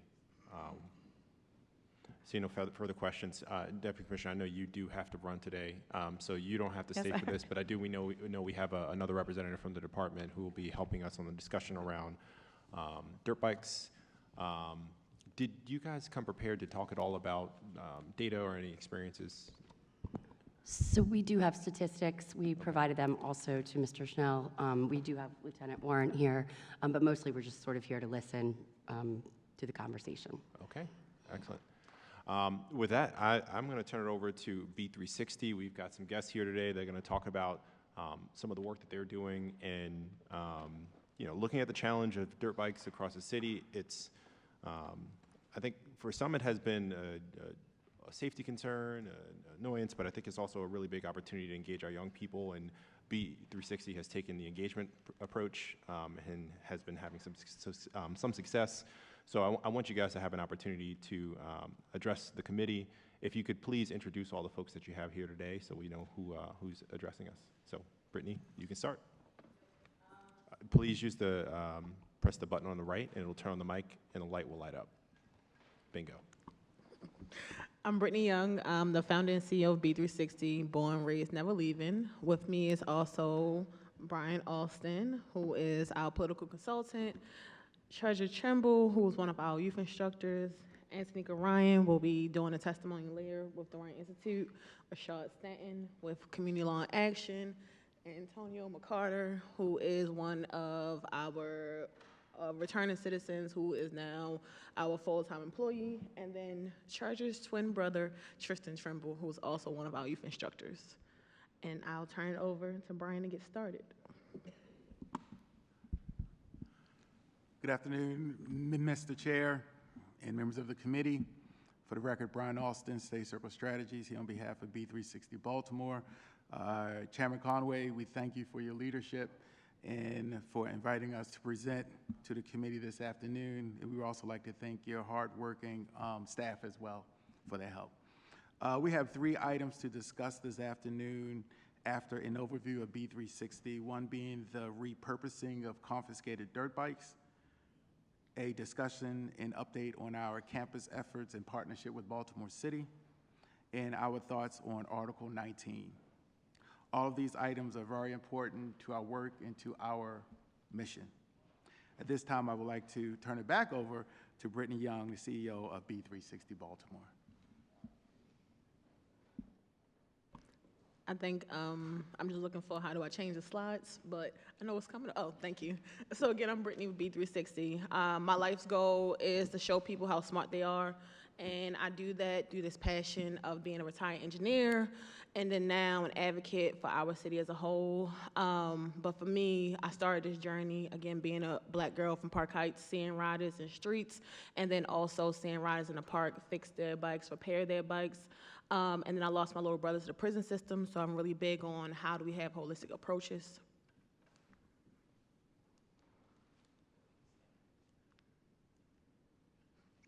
Right, so the first problem that we tackle is in Baltimore, we have over 120,000 STEM careers that do not require a 4-year degree. One of the most frustrating things is that until recently, we have not had investment in our city towards getting that pipeline, and less than 5% of all STEM professionals are Black. So what we do at B360 is we believe in culturally relevant STEM education program, like when you pop a wheelie, that's a physics equation. When you mix your gas with your oil, that's a math ratio. And right, the skills of fixing dirt bikes is what mechanics do every day.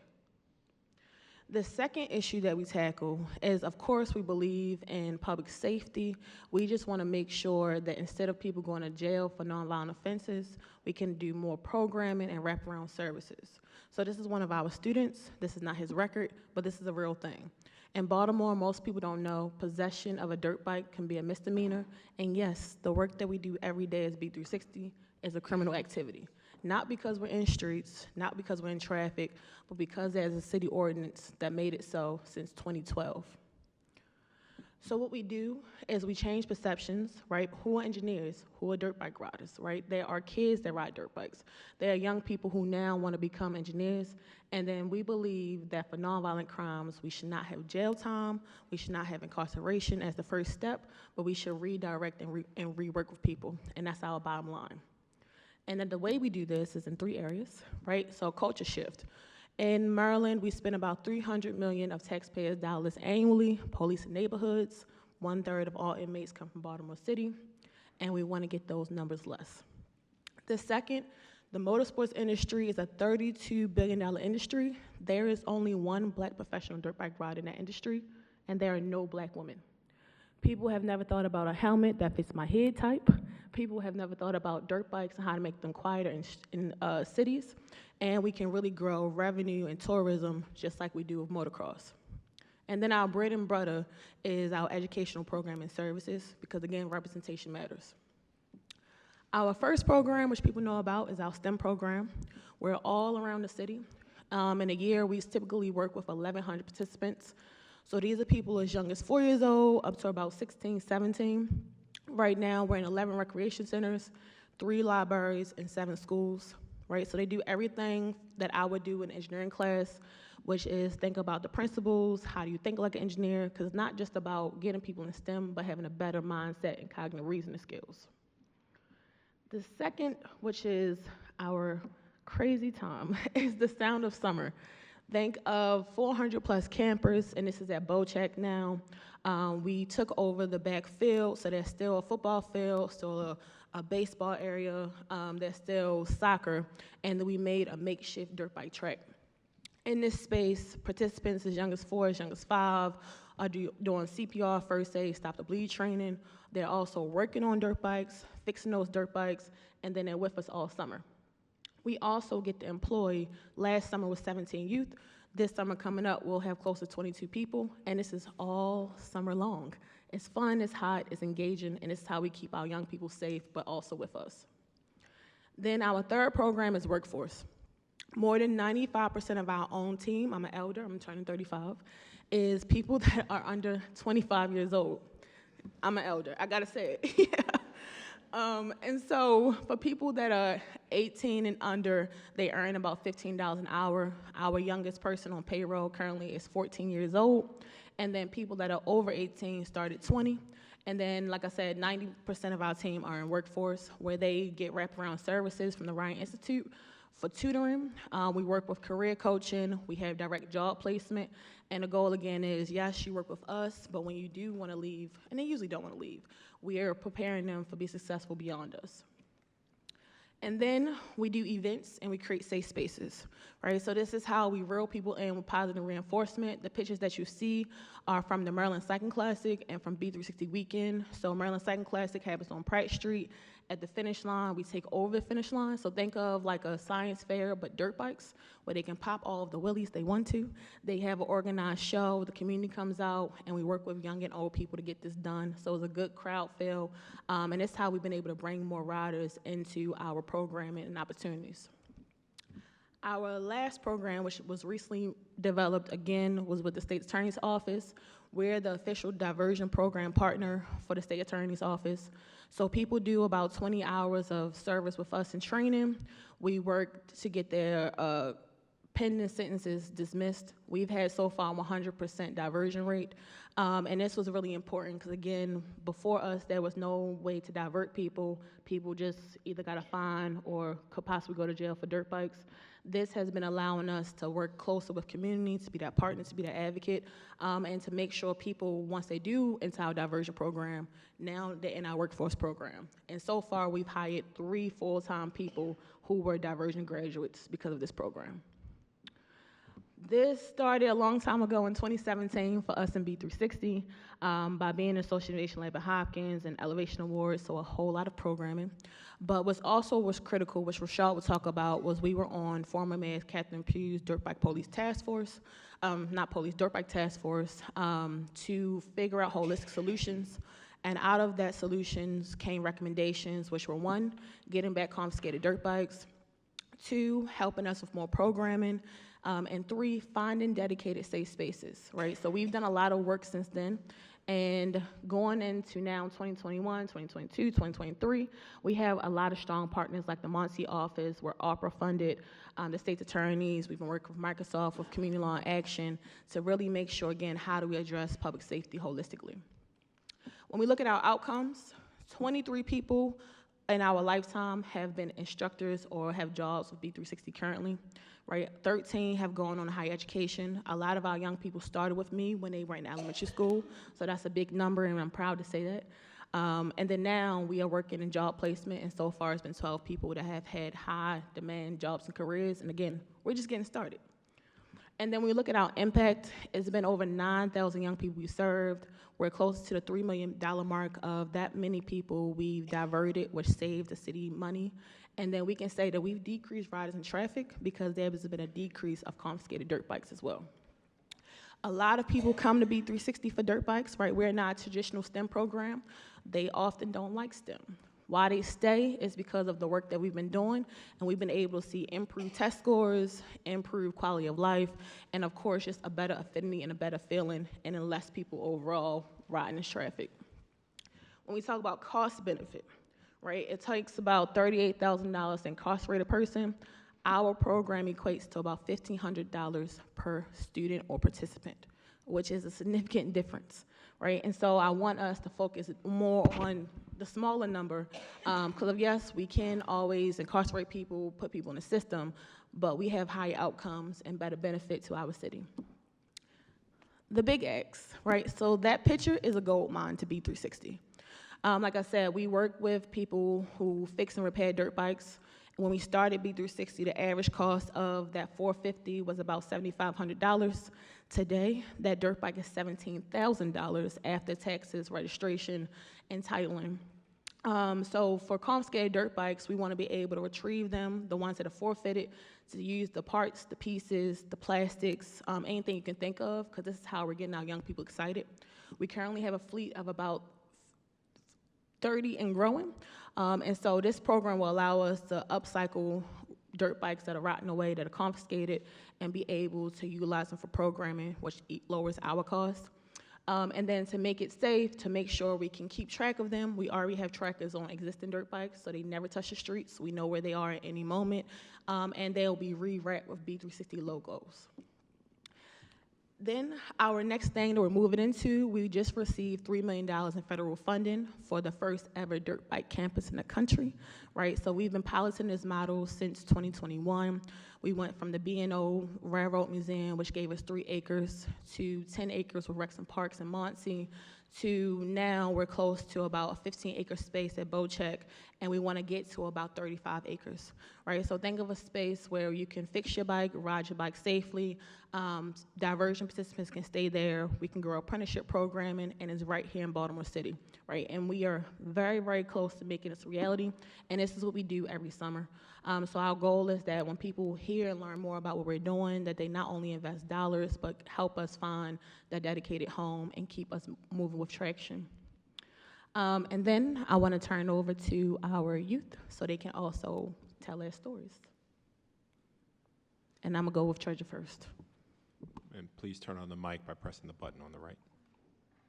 And state your name for us again, just so we know who you are. Is it on? Okay. Hi, my name is Treasure. I'm a senior instructor with B360 Baltimore. I'm 17 years old and I go to Green Street Academy. When I graduate, I will become a travel nurse. Today, I would like to discuss and advocate for our youth and young adults' growth. Here at B360, we learn about STEM and dirt bike safety because we all know it has been a big part of Baltimore's culture. I want to speak on the positive aspects of B360. We aim for growth in academics using the core concept of STEM. We teach the engineering design process and mechanical aspects of working on a dirt bike, and that alone can be applied to auto mechanics. Most importantly, we strive for dirt bike safety as a loving outdoor sport while teaching everyone involved that respecting the law is and will always be one of our core values. I have been riding with my twin brother since I was 4, with my father who introduced us to dirt bikes. My whole family rides, and we love to see it as a positive outlet. B360 has allowed other young people like me to come together to work as a way to prepare us for work-life balance in adulthood. Attend tutoring multiple times a week to better our grades that is paid for by B360 and supported by the Ryan Institute. As a youth instructor, we also get to teach others how dirt bike riding relates to STEM, as well as promote safe spaces to ride. My favorite thing is working with little girls who look up to me. They see me and know it's possible to not only be a Black girl rider, but also a future Black woman in STEM. B360 has opened the eyes of many young people to dream big like me. A lot of my peers are now interested in technology, mechanics, and engineering. I'm not just here for the things you may or may not have already known about our program, but I'm here to advocate and ask for physical and financial assistance. Please allow us to use forfeited and confiscated dirt bikes. It would have a huge impact on our program. It would allow us to stay on a positive journey and allow us to offer our services to more students. We can continue to expose them to new opportunities and encourage them to enroll in a program that has been proven to elevate our youth.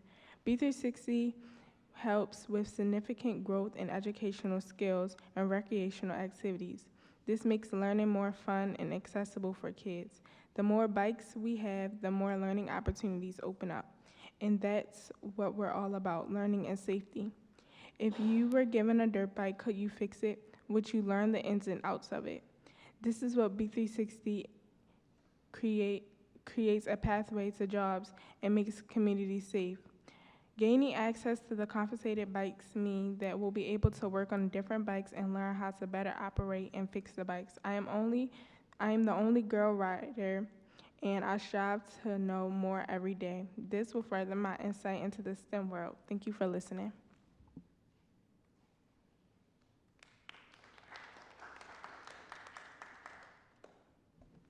Okay. Good afternoon, ladies and gentlemen. My name is Tristan Trimble. I'm a senior instructor for B360, and I'm a 17-year-old attending Green Street Academy. Yes, me and Treasure are twins. When I graduate, I plan on to join the military. Like Treasure said, we have been riding since we was 4 years old with our father. We got introduced to B360 in 2021, and we aren't going anywhere anytime soon. I'm here today because this program means a lot to me. Everything about our mission makes the lives of young men and women better and has a positive impact on Baltimore City. B360 don't just ride dirt bikes. We learn about riding safety, engineering, design, and process, and STEM as a whole. B360 teaches us how to build dirt bikes and fix broken dirt bikes that we have used in dirt bike clinics at school rec centers across the city. As a youth instructor, I also get to work with younger students who look up to me. I knew I was doing something right when we did the Maryland Cycle Classic. This show we do on Pratt Street. After the show, somebody handed me their baby to kiss, and I was like, So I think about the younger students, like 7, who sees me and know a young person in Baltimore that our voice matter.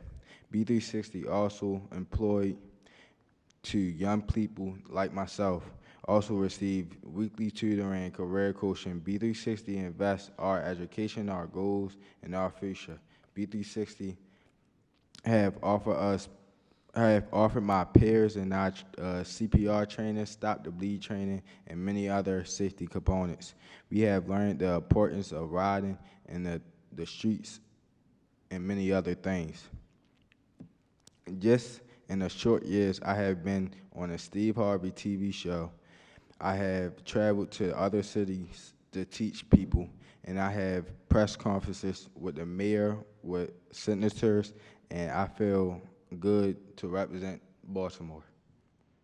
I know a lot of people who do wrong things because their family, or, I'm sorry, I know a lot of people who do wrong things because they don't have a family or a program like mine who look out for them. I can say we stay out of trouble because our resources provide, and this is what I want for more young people. Arresting people is not the answer to making Baltimore safer. I think the city should help us by giving us bikes that has been seized to help continue B360 program and increase our impact. It will also help with funding so that we can continue our mission in the years to come. Gaining the access to bikes means that we can continue to be a leader to our summer campers and work on perfecting my mechanical skills. I've been riding since I was 3, and only thing I learned from riding is that bikes aren't cheap. Working with the campers that break them, I know firsthand how much it takes to fix bikes, and we always need so many parts that pound like gold, like a gold mine that we need to access to. So by the city helping us, we can save money. BD60 spends on dirt bikes and put into more programming to teach more people how to fix dirt bikes, to be mechanics, and to get out of the traffic and the STEM components behind building and fixing dirt bikes. We all want a safer Baltimore, and it's time to do something with the program. Thank you.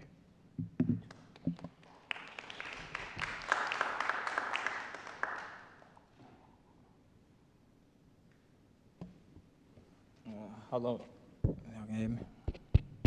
Hello, everyone. My name is Antonio Mercado. I'm a 34-year-old father, resident of Baltimore City, known as Mr. Fix-It. There's nothing I can't fix or do. I'm here along with B360, asking for support, but not only support, but understanding that B360 is a rising, community-based organized that teach people fun ways to learn in STEM while mixing the education, safety, ride, and dirt bikes, where we're directing people into programs and opportunities. B360, also as we look at the criminal rate in the city, we have a high percentage of young men who have been influenced to do wrong. I feel it's that way because they don't have many opportunities to lead them in the right direction. Since B360 been around, there has been multiple young men who are going the wrong way, but now have changed their life both inside and outside the program. They see people like me that they relate to, that understand them and know they can also make a difference. They see me go from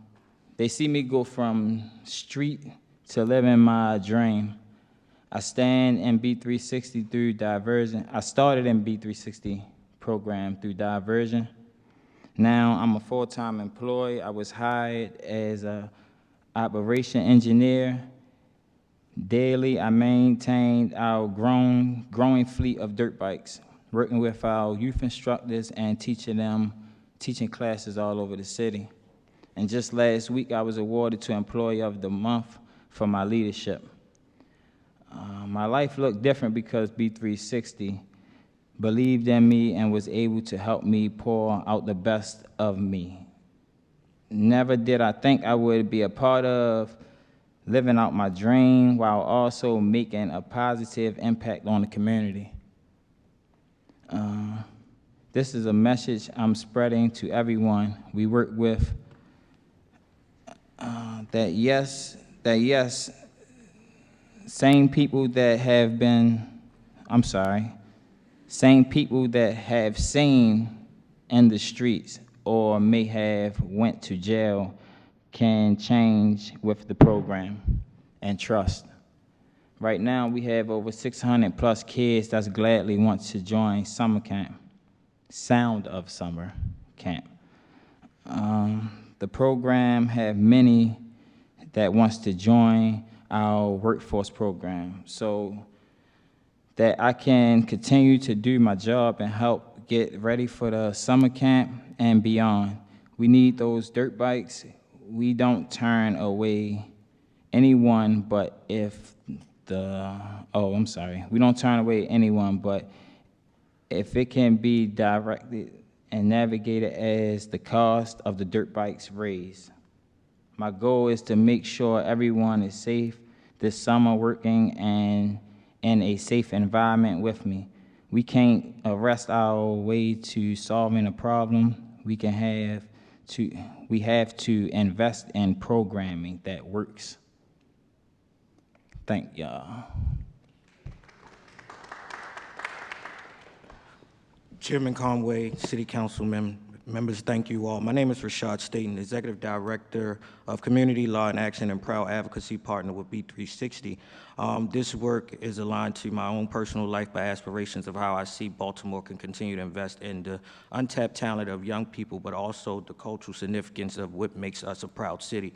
I've been doing this work around dirt bike advocacy since 2017, in which I was a John Hopkins Bunton Leadership Fellow studying dirt bikes as a social determinants of health through a public health lens when I was introduced to Brittany Young, and we both worked on the Mayor's Task Force in 2017, along with Sergeant Warren, who was then Lieutenant Warren. Great to see you promoted, and I've self been promoted since we've been working together, but that shows our gift and our strengths to the city that we're serving. I want to call out a few things, being that since 2017 and now 7 years later, as we look on this wall there and show these recommendations, it shows that not only have B360 and organizations that the recommendations called out for us to continue the progressive work. We are now here 7 years later, again, encouraging us to continue forward. But in the space of partnership investment, and in the space of us to work with legislative reform, that these things does no longer become a hindrance or a barrier to advance, not just Baltimore City, but the great work of Brittany Young, and that she not become just an exclusionary example, right? But it invests in us that we can replicate this all across, not just Baltimore City, but across the country. And to do that completely, it requires us to do a few things. Take some inventory that we're not using for anyone's benefits and reallocate that back to an organization that can use that to quadruple its impact and engagement with young people.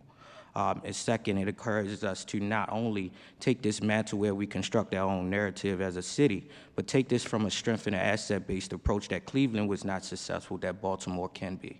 And that's creating the first national dirt bike campus in the country. We're known for it, so why not designate it in a place where it no longer becomes a public nuisance or a public safety, but a space where we can all see the untapped potential manifesting itself. And third, and not last, but not certainly, is the need for us to revisit the current ordinance that we have, which is Article 19, Section 40.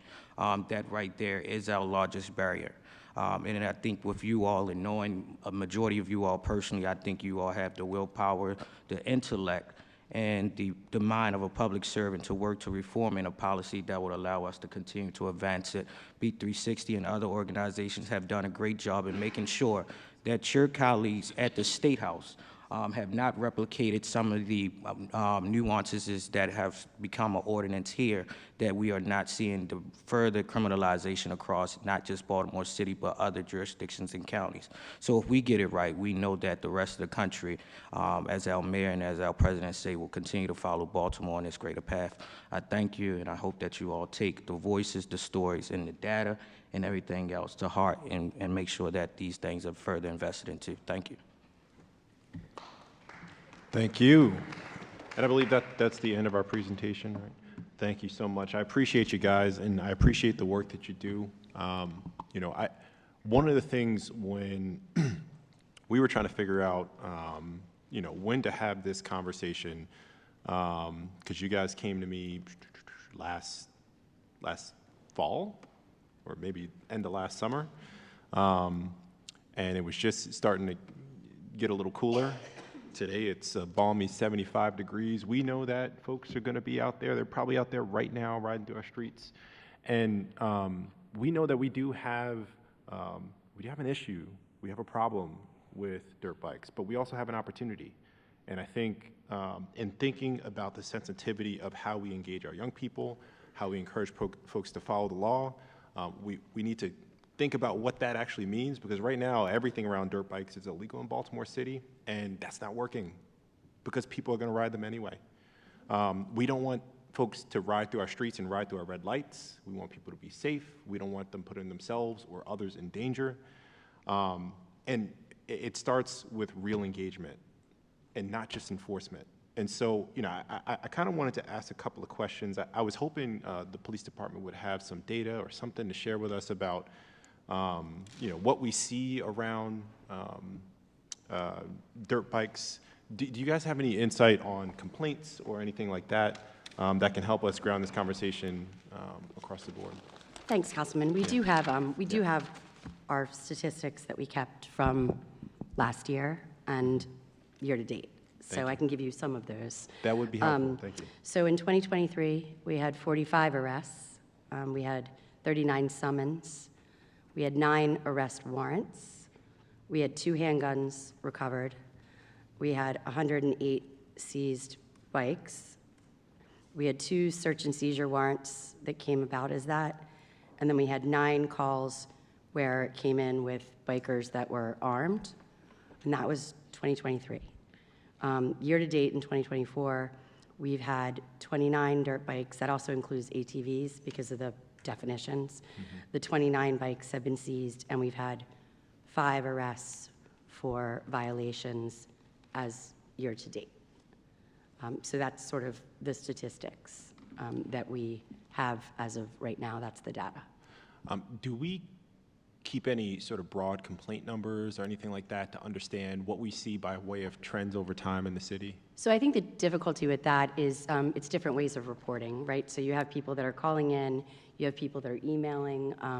There was an email address, Lieutenant Warren's here, that was associated with like a dirt bike sort of hotline. So it's difficult to compile as in calls for service. And a lot of times, I mean, quite frankly, they might not even call the police department. They might call me or another government affairs person and say, dirt bikes are here, dirt bikes are there. So it's difficult to like gather the numbers. We all know that it increases obviously during the summer months, as you are aware. Got it.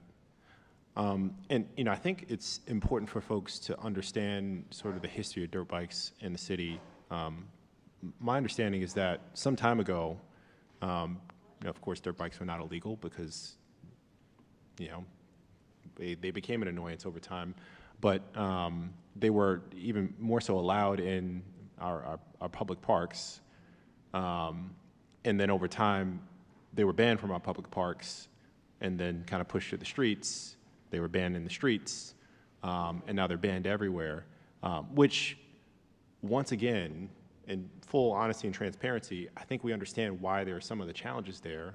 Folks are worried about the sound. Folks are worried about how folks are driving. But I think as we think about how we tackle this challenge, we always talk about, or any challenge around public safety across the city, I always try to think about the carrot and the stick. And we try very hard to use the stick, but I don't think the stick is our only tool. We have a carrot. We have ways to attract and incentivize and work with and tie our young people into jobs and resources and opportunities in STEM and really good paying jobs as travel nurses. That's really exciting to hear from our young people talking about the opportunities that they have in front of them. That's amazing. That's what we want to see. How do we turn something that, you know, is a hobby, is an interest, and maybe popular on the streets into an opportunity to get our young people truly engaged? And B360 is doing that work, which is why I really wanted to have them here today. So yeah, I appreciate you. Thank you, Aaron, for talking about some of the basic statistics. Now, what would be helpful for me, do we have, can someone give me like a broad overview of dirt bike laws in the city, what is and is not allowed, what controls how we deal with dirt bikes in the city?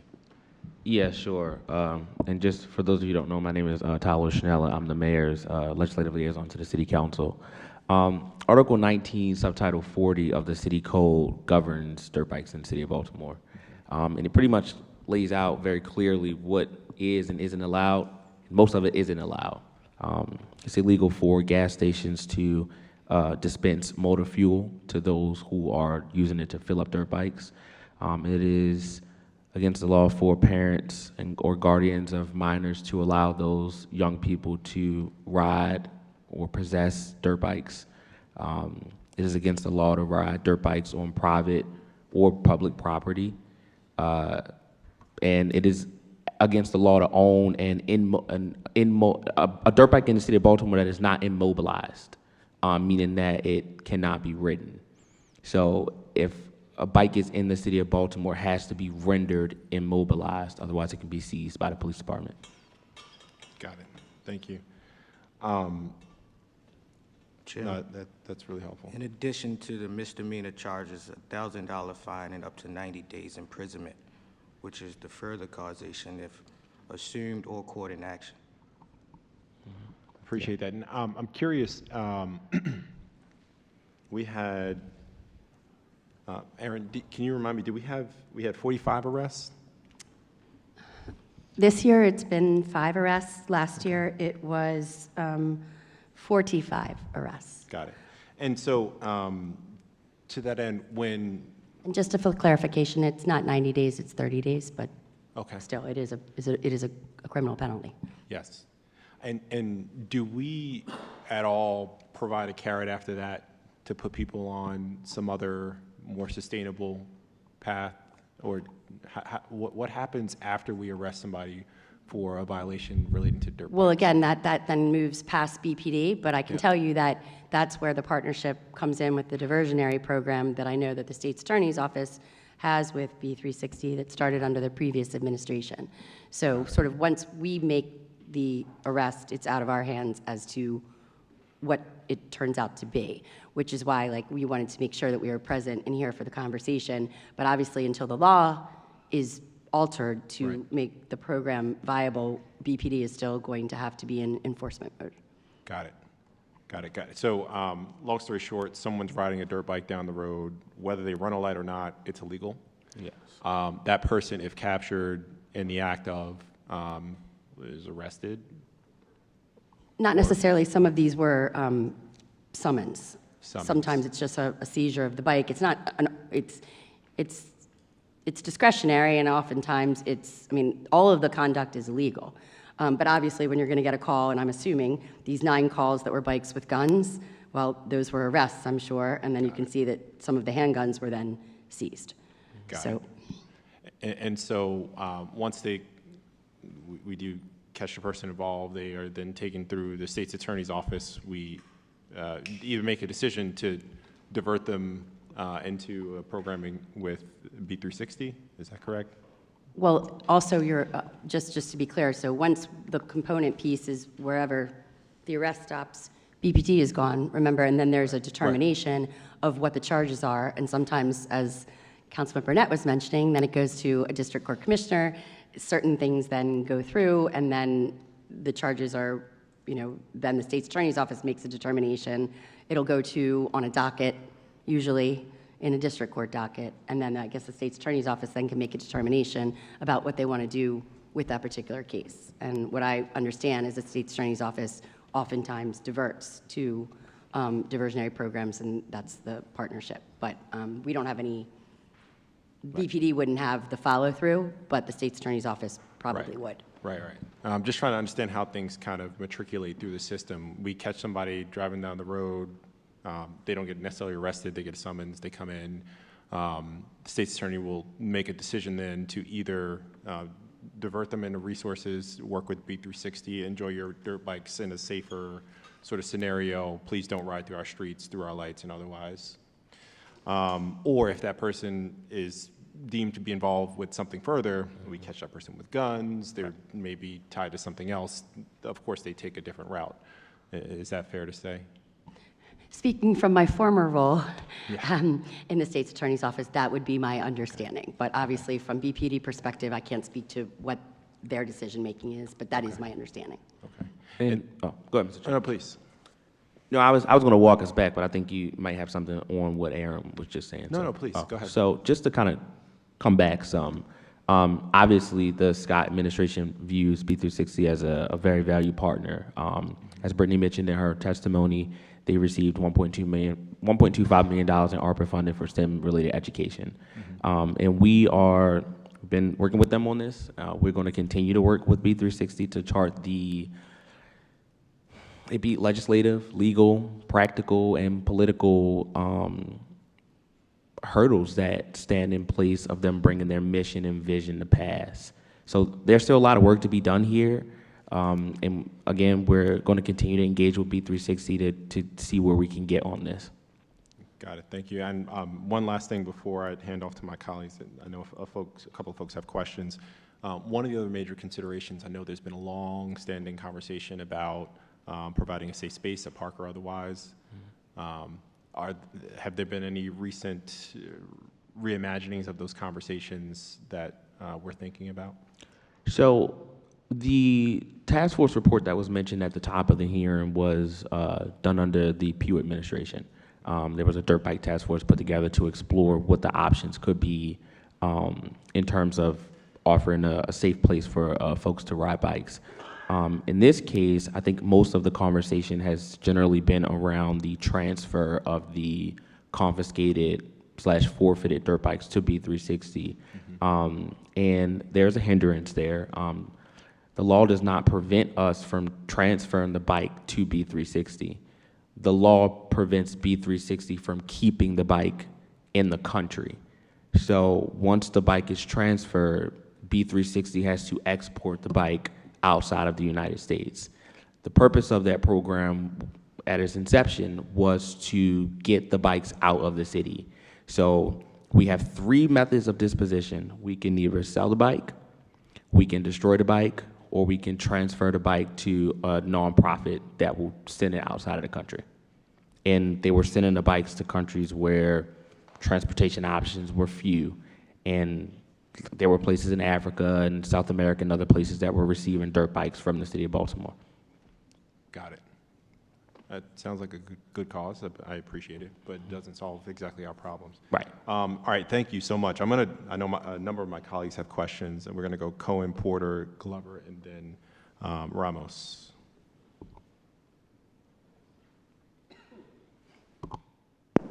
Thank you, Mr. Chair. Thank you, Mr. Chair. Thank you, Brittany, to your team and your leadership. That is a fascinating thing in terms of getting the bikes out of the country. I did not know that, and so thank you, Taylor, for educating me. A few things. First, this is why I support items like the citation docket, anything that we can do that diverts folks into programs like this one, that avoids incarceration for these types of offenses, but that moves people toward what I would consider to be a really vital service, I think is extremely important. So would just, again, for Monsi, for BPD, big up that I think this partnership with the state's attorney's office is really important, and it's why us thinking creatively about where these type of opportunities exist, whether it's through citation or through any other move that we divert folks. Also, just want to appreciate the youth leadership. Talked a lot to Rashad about the importance of student voice, so really appreciate you all being here and lifting this work up. I wanted to just sort of re-ask something I heard the chair say about the park, the dirt bike park. I know you just got a big federal appropriation. Congratulations on that. What is the status of that? Like, are we, I think many of us can see the need for that to happen and understand many of the political, legal hurdles along the way, but I think there is at least fairly broad support for that kind of space to be available, and I think it would solve several problems. So where are we on the trajectory of getting a park? Yep. So for us as a campus, because a park is a small idea, right? A park is just a place for people to ride. A campus, like we was showing, is going to be, we're transient. We have no home. So we have a storage unit with upwards of 30 dirt bikes we made into a classroom space. So this is going to be a mix of classroom, community, workshops, maker apprenticeship space as well, and of course, a space to ride. So we are $3 million federal funded so far, but we are raising $20 million total to sustain, right? So we look at skate park of Baltimore, the skate park that's downtown, even OpenWorks, right? These capital campaigns are upwards of 20 to 30 million. We're saying 20 will sustain us. We have identified a space, right? And the challenge with that space is going to be the legal side of it, which is the city ordinance in general. Like I mentioned, yes, we do good work, but every day we are criminals. Not because we ride in the streets, not because we carry guns, not because of any of the rhetoric that's often put on. It's simply because possession of a dirt bike in Baltimore City is a misdemeanor and or a fine. And so to be more proactive, we need you all to be our best advocates to get to that next level. But we have identified a space. We work closely with Monty, with Rex and Parks. And this summer, we do have a space, which is important.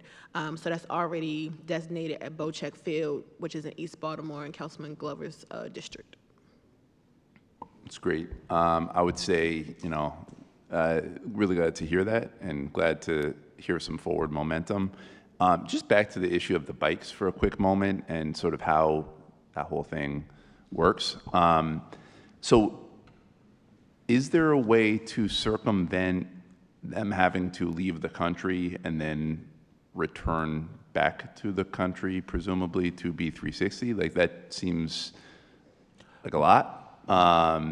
So I guess to either Brittany or Talor, or both, like, is there a way to navigate that? Because if our intent is to repurpose the bikes and get them to an organization like B360, it seems like a lot to have to fly them to South America or Central America and then back here. Yeah, we're looking into it. I think that's what I can say right now. We're working with the law department to see what our options are, but this is something that the administration is handling. And conversations are ongoing. I actually talked to the law department earlier today about this very matter. And, as we know more, I'll keep you in the loop. But obviously, we would need to change the law where they transfer it to the charitable organization, but they can keep the bike in the city. Now, the piece to that, which Brittany spoke to, is that we would also need to ensure that the bikes remain in productive use, right? We don't want them to wind up on the streets and, but to hear about the tracking technology that B360 uses and the specific wrapping that will allow us to quickly identify a dirt bike that belongs to B360 if that ever was to happen, it's good to hear. But we have to look more into the issue. The issue of dirt bikes has been pervasive in the city of Baltimore for decades. And there are still many city residents who view them as public nuisances. And we have to ensure that we do this in a way that does not send the wrong message to those who ride dirt bikes illegally on our streets.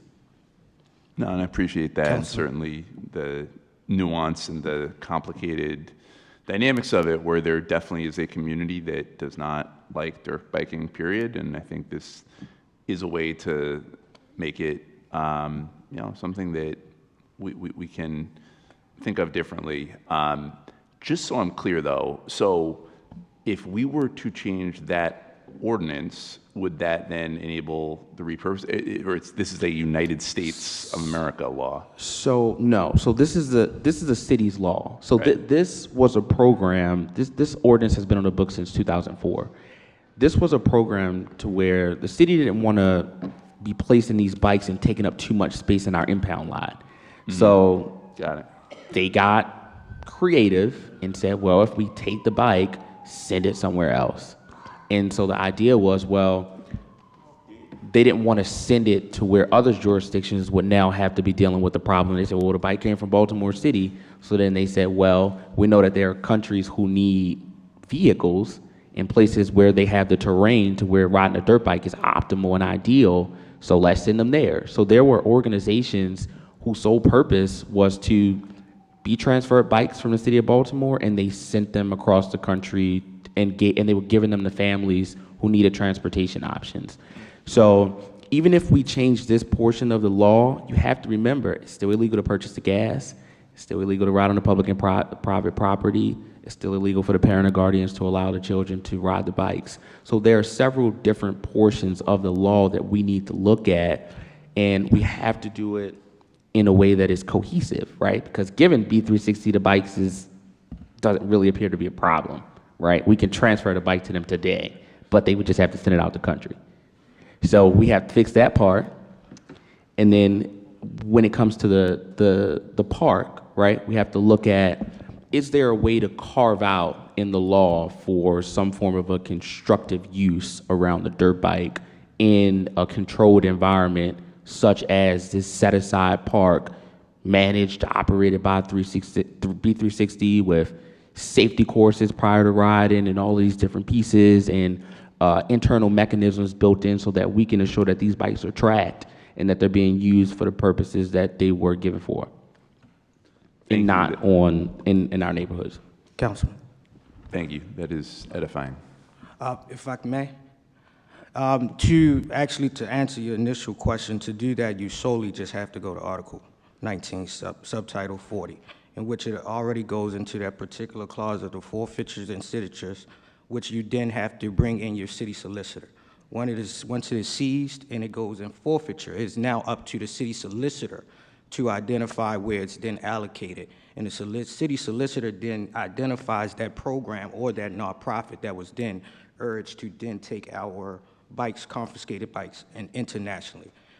That right there, the same ordinance already proclaims the ownership, the discharge of fuel into there, the possession of it, the immobilization of the dirt bike in itself. In this one ordinance, it holds the whole totality of the criminalization and the possible reforming of dirt bikes and how we can build the first campus, how we can purposely store dirt bikes, how you can purposely fuel them, and how you can actually avoid the public safety and the ordinance if you designate safe space travel and transportation in a brick and mortar place. All in this one particular policy is so draconian and so well thought out that it doesn't give any breath to air to do anything besides imprison, confiscate, and criminalize those that engage. If we work towards those particular subsections, you can fix everything that we have any particular inquiry about and bring in a city solicitor. What I'll do is I'll ask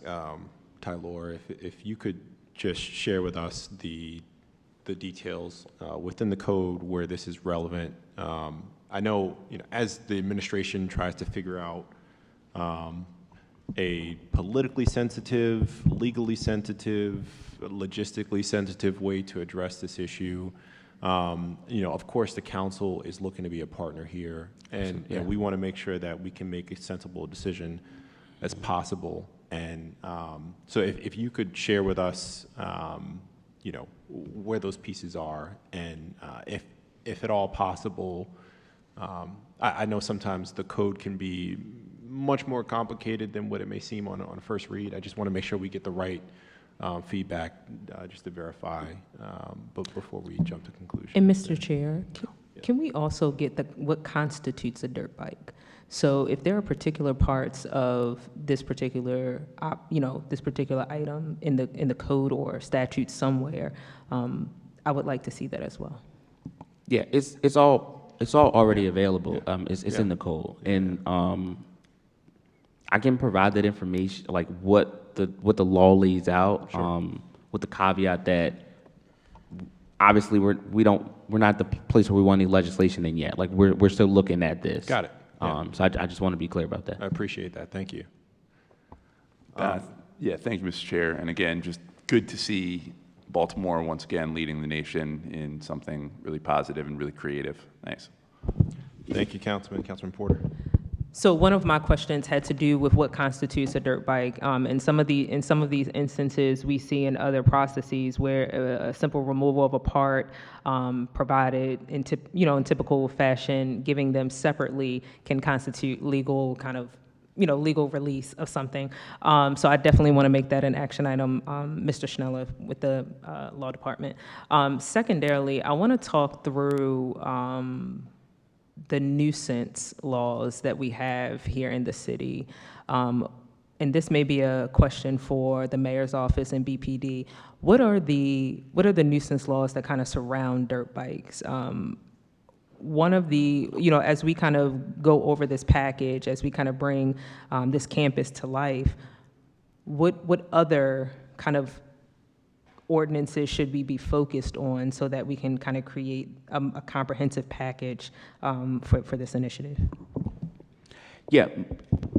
The good thing about this issue is that it's all in one place in the code. It's not really scattered. It's all in Article 19, Subtitle 40. And so I think that it might be categorized a little bit differently because the nuisance is in here specifically for like dirt bike is an actual nuisance. In that, again, if somebody called the police, that could be an additional charge. It's the public nuisance that is riding a dirt bike. And also to your question, Councilwoman, in our code, a dirt bike includes a mini bike, an all-terrain vehicle of either 3 or 4-wheel variety, which we call like the ATV, and then, except as provided. Now, there's also at the state level the definition of like a dirt bike and an all-terrain vehicle and all those pieces. And particularly, that's what I'm really looking for. So that state statute, because I understand like the motorized bikes, and like I completely understand that. But I'm really looking for a statutory definition of what like a motorized bike. Oh, you have it? Okay. Yeah. So with Article 19, anything you cannot register is illegal, right? So the clause is unregistered motor vehicles. Yeah. So anything that you can't register, and then state-wise, MDOT does not allow you to convert a street illegal bike to a street legal bike. Right, so there are two dirt bikes can be backwoods ATV, which don't have headlights, taillights, radial tires, right? Or they can actually be dirt bikes that do have insurance, titling, that you can ride on the streets, right? And so this is, again, the issue with Article 19, because even that process, we can't take the confiscated bikes and even retrofit them to then be used for transportation on the same article either. So I definitely appreciate that. I just have one more question, sir. Definitely appreciate that connection. You actually hit on the nail of where I was getting at. How are they able to ride them in the county and in the wooded area as opposed to not riding them in the city? What is the defining difference between the two from a time, place, and manner perspective? And Councilman, we would have to, and Brittany was right with what she said, the other piece to it is, again, around the titling of the bike. The state police won't allow NVA to let you make an illegal bike legal. So that's the extra piece here in the city where even if we did, there's a state component to this that would need to be explored. But I definitely appreciate that. So essentially what you're saying, and if I have the correct understanding, is that even the wooded areas are illegal. Yes. That's what you're saying. Is that what you're saying to me? In the city of Baltimore, yes. Okay. In the county, no. In the county, okay. Yeah, so Baltimore City is the only city where possession of a dirt bike and possession of an unregistered motor vehicle is illegal. The only municipality in the world, the only one, right? And then for like Baltimore County with wooded areas, you still don't ride on streets, right? So everywhere else in the country, if you ride on the street, is a traffic violation.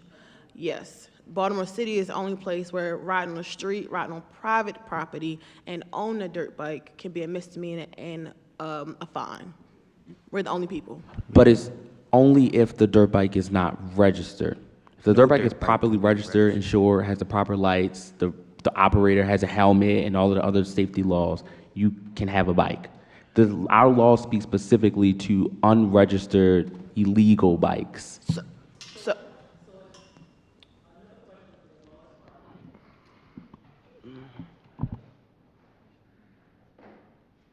Question.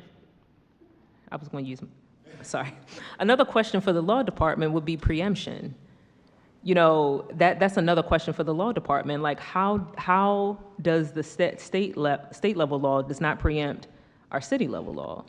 So, Councilwoman, the House Bill 972 actually was one of the laws that was proposed in this legislative session, in which they try to create universal language that would identify across the state what is actually deemed a off-road dirt bike versus a registered dirt bike.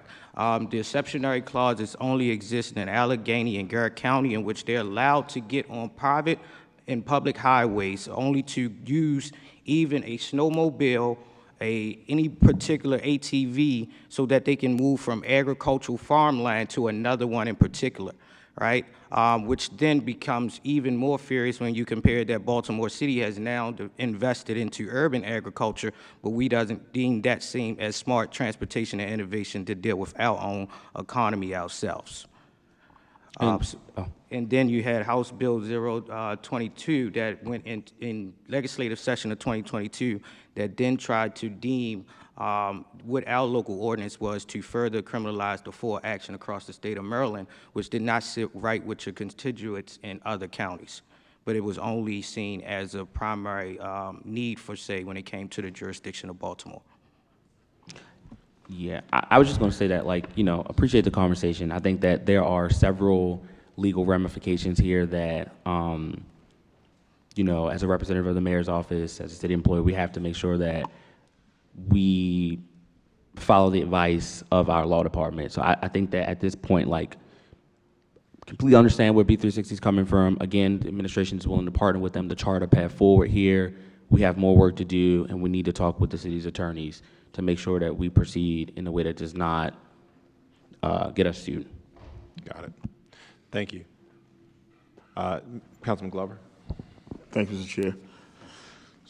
So, to B360, do you guys like have conversations with the Baltimore City Police Department in reference to how you guys could work together to make it where we do have the ability to have, you know, our dirt bike riders not get ticketed, misdemeanors on their records? I know this is a state attorney issue where they can prosecute if they wish to, but what we're doing is the police department is pursuing these dirt bikes and things of that nature. To me, it feels like we're handcuffing like Baltimore City dirt bike riders as opposed to our surrounding counties. How do we, like, give me that conversation on how we get to a point where we get to the Baltimore County and surrounding counties on allowing our dirt bike riders to register these bikes to a point where they can transport these bikes like to our area, dirt bike parks and things of that nature, where they can go to a gas station and fill up their bikes and things of that nature, as opposed to we catching an individual at a gas station, we're compensating that bike, we're sending that bike overseas, things of that nature. How do we stop that? Does it start at a state level first? And you need, you know, city government to help push the narrative of changing that law? Or is it where we can do that here and supersede, you know, what the state has put in place? So if I may, I'll answer first. So like we mentioned, Baltimore City is the only place where this article exists. So the power is in y'all as city council to change that, to make it possible that people can not go to jail for possible possession of a dirt bike. And then, like we mentioned, the task force recommendations, that was our first time working hand in hand with then Sergeant Warren, now Lieutenant Warren. And so I think there's a lot of opportunity, a lot of room of how do we help the state's attorney's office reimagine what it looks like to give citation dockets. Because going back also, so yes, we are the diversion partner, but we don't know when people get arrested, right? We only know information when it gets presented to us. We're not the first line of defense either. And I think that can also change with how they approach communication, just how they approach it as a whole. So of course, we are on the same side of we don't want people riding the streets, right? We want a safer Baltimore, but we only get the information after the state's attorneys handle, like BPD is saying, right? So we could also be more in the front of the conversation, not the back of the conversation. And diversion, unfortunately, is only open to people that don't have past criminal charges, right? That is also not something that is talked about widely. So we don't get an opportunity to take, most people don't know possession of a dirt bike is a misdemeanor. So we don't get the opportunity to capture people that did have criminal charges who now maybe have a dirt bike charge because that's not an option via the state's attorney's office. And the reason why I'm asking these things, it may sound crazy, but, we have gas scooters that pop up rides on our sidewalks in the middle of our streets. They're not getting any, citations that I know of, or if Baltimore City Police Department could let me know if we're getting any citations. If they're violating the traffic violating laws, any they're going to traffic. get a traffic ticket, but I understand what you're saying. The dirt bike is a nuanced situation. In terms of BPD, we really can't, we can appreciate where B360 is coming from, but until the city changes, Article 19, which I did forward, the ordinance, it has the definitions in there, and obviously until that happens, it's not that BPD would be against having conversations, it's just completely counter to the fact that BPD is an enforcement piece and we have to enforce the law. So it really requires the change. And in terms of the state bill that was put forth this year, it was Delegate Boyce that attempted to try to uniform it, and the bill did not pass. So that's kind of where you are. So I think that, as Mr. Schnell mentioned, I think that really a lot of these questions are law department questions, if that is something that the council and the administration would like to pursue. But I just think that, if the Baltimore City Police Department and B360, even early, now, as of maybe today, we could have those conversations so that we better on the council can understand that we have partnerships with city government that's working with this agency, this group, this organization. We have Marcy that is working with this organization. They're getting federally funded, in this organization. We got to find a way where BPD and its organizations continue to have these conversations in reference to and Councilman, changing some things. Completely appreciate that. And the difference between MONSE and BPD and another agency working with B360 is that the Baltimore Police Department is under consent decree. And we do not want our consent decree monitoring team or the judge having any indication that our police department is in any way, shape, or form doing anything other than what is the letter of the law. So the policy piece around this is not for BPD to speak to. Again, the administration we're actively looking at this. We're actively trying to find a way to move forward. We see B360. I want to be very, very clear about this. The mayor says it. Brittany is a true partner to the Scott administration. We will continue to work with them to ensure that their mission and vision for the city of Baltimore and the young people who participate in dirt bike culture comes to pass. And that is to ensure that folks are doing this in a manner that is safe, conducive to communities, and that there's an educational component to this that we may not have seen in the past. But B360 is here now. They're doing the work. They're taking the steps to position themselves so that way when we get to a point where this can come to fruition, they're going to be ready to jump right on it, and our young people and our city will benefit. But as of today, there's more work to do. We need to work with the law department. We need to continue to work with B360. There's work to do at the state level, from my understanding, and we will continue to explore all those avenues. And I respect that, Tyler, I really do. But again, the law states that we should incarcerate individuals that are out here, doing drugs and things of that nature. But there's diversion. We want to get those individuals help. So we go through mental health programs to help those individuals. We don't incarcerate those individuals. The same could be done, I think, even when it comes to dirt bike riding. We don't have to charge these individuals for these misdemeanor, crimes. So again, that's me saying, working with I understand the mayor office, and I support them as well, but I understand, my thing is, we working together with the Baltimore City Police Department, because it takes the Baltimore City Police Department to go out and make an arrest, to give a citation and things of that nature.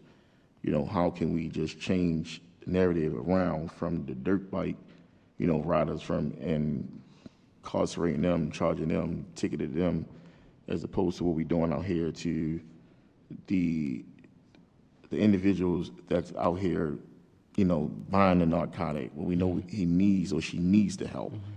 I'm saying that approach could be kind of similar to that. That's just how I look at it and how I see it. Because, again, an individual such as myself that's born and raised here my entire life and kind of in proximity to it every single day, I just see there's another way how we can not target, you know, this is a craft. You know, our young people need an opportunity. This could get them in motocross and things of that nature. It just feels like we're handcuffed in Baltimore City as opposed to the surrounding counties.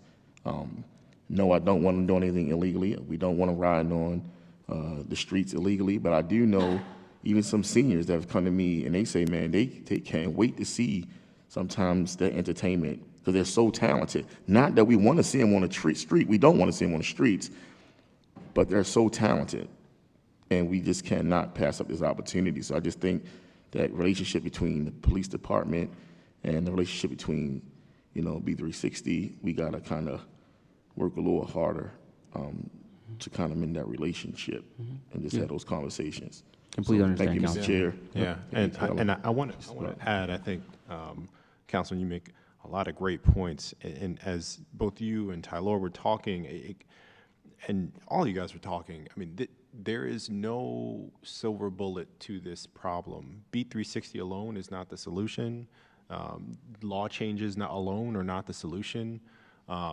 We have to be strategic and thoughtful and intelligent, and we should be considering all these pieces. A park alone is not the solution. So I do think, though, we know this issue, this problem, and the problem isn't necessarily the bikes. If the bikes didn't make any sound, let's say they were electric bikes, would people be worried about the sound? No. If people were riding electric bikes through the city and stopping at stoplights, would we have those issues? Probably not. People wouldn't be complaining. So I think, once again, we got to realize we don't want to just criminalize we should be more thoughtful. We know we're going to have this issue. It's balmy 75, 76 now. I keep getting warmer in the seat. We want to make sure that we're continuing to innovate and think about how we can, further resolve the root of the issue that we're having here. People are complaining about noise. People are complaining about folks doing tricks in the middle of the street in the middle of the day, running through red lights, running through stop signs, and they fear for those folks' lives and their own lives in doing so. So how do we resolve those issues? How do we be thoughtful about what changes we make and how it may or may not aid the other legal considerations here? So part of the reason why I think it's really important we have this conversation today is because we need to be honest about what we're dealing with. And our police department can only do so much. I know they're working incredibly hard on this. So I know we are actually over on the meeting, and Councilman Burnett has been waiting very, very patiently for his question. Councilman Burnett, the floor is yours. I didn't have a question, and I apologize. It's been a little quiet today. I'm dealing with a massive headache, but wanted to be here to just express my support for you all and thank you for the work that you've been doing. I think we met early, Brittany, when this was sort of just coming together, and I just want to just thank you for your leadership and the leadership of the folks who you've surrounded yourself with who are advocating for this. I do think this is a new day in Baltimore, a new conversation that I think so many of us can get behind, and so just wanted to put that on the record. I can only hear from this side right now, so, but thank you. Thank you, Councilman. Any other questions, comments, or otherwise? I want to thank you, Brittany. I want to thank the young people for giving us their testimony. Rashad, I mean, I really appreciate the work that you guys are doing. And, the city, I think we're all looking to really pour into our young people, invest in our young people. Dirt bikes is one of those opportunities, but it is also, we can be honest, one of our problems that we need to resolve as well. And we see you guys as a partner going forward, and we will continue to work on this issue to help get to a point that makes sense. So we're a little bit over. Thank you guys for all being patient. With that, this hearing is in recess. Thank you.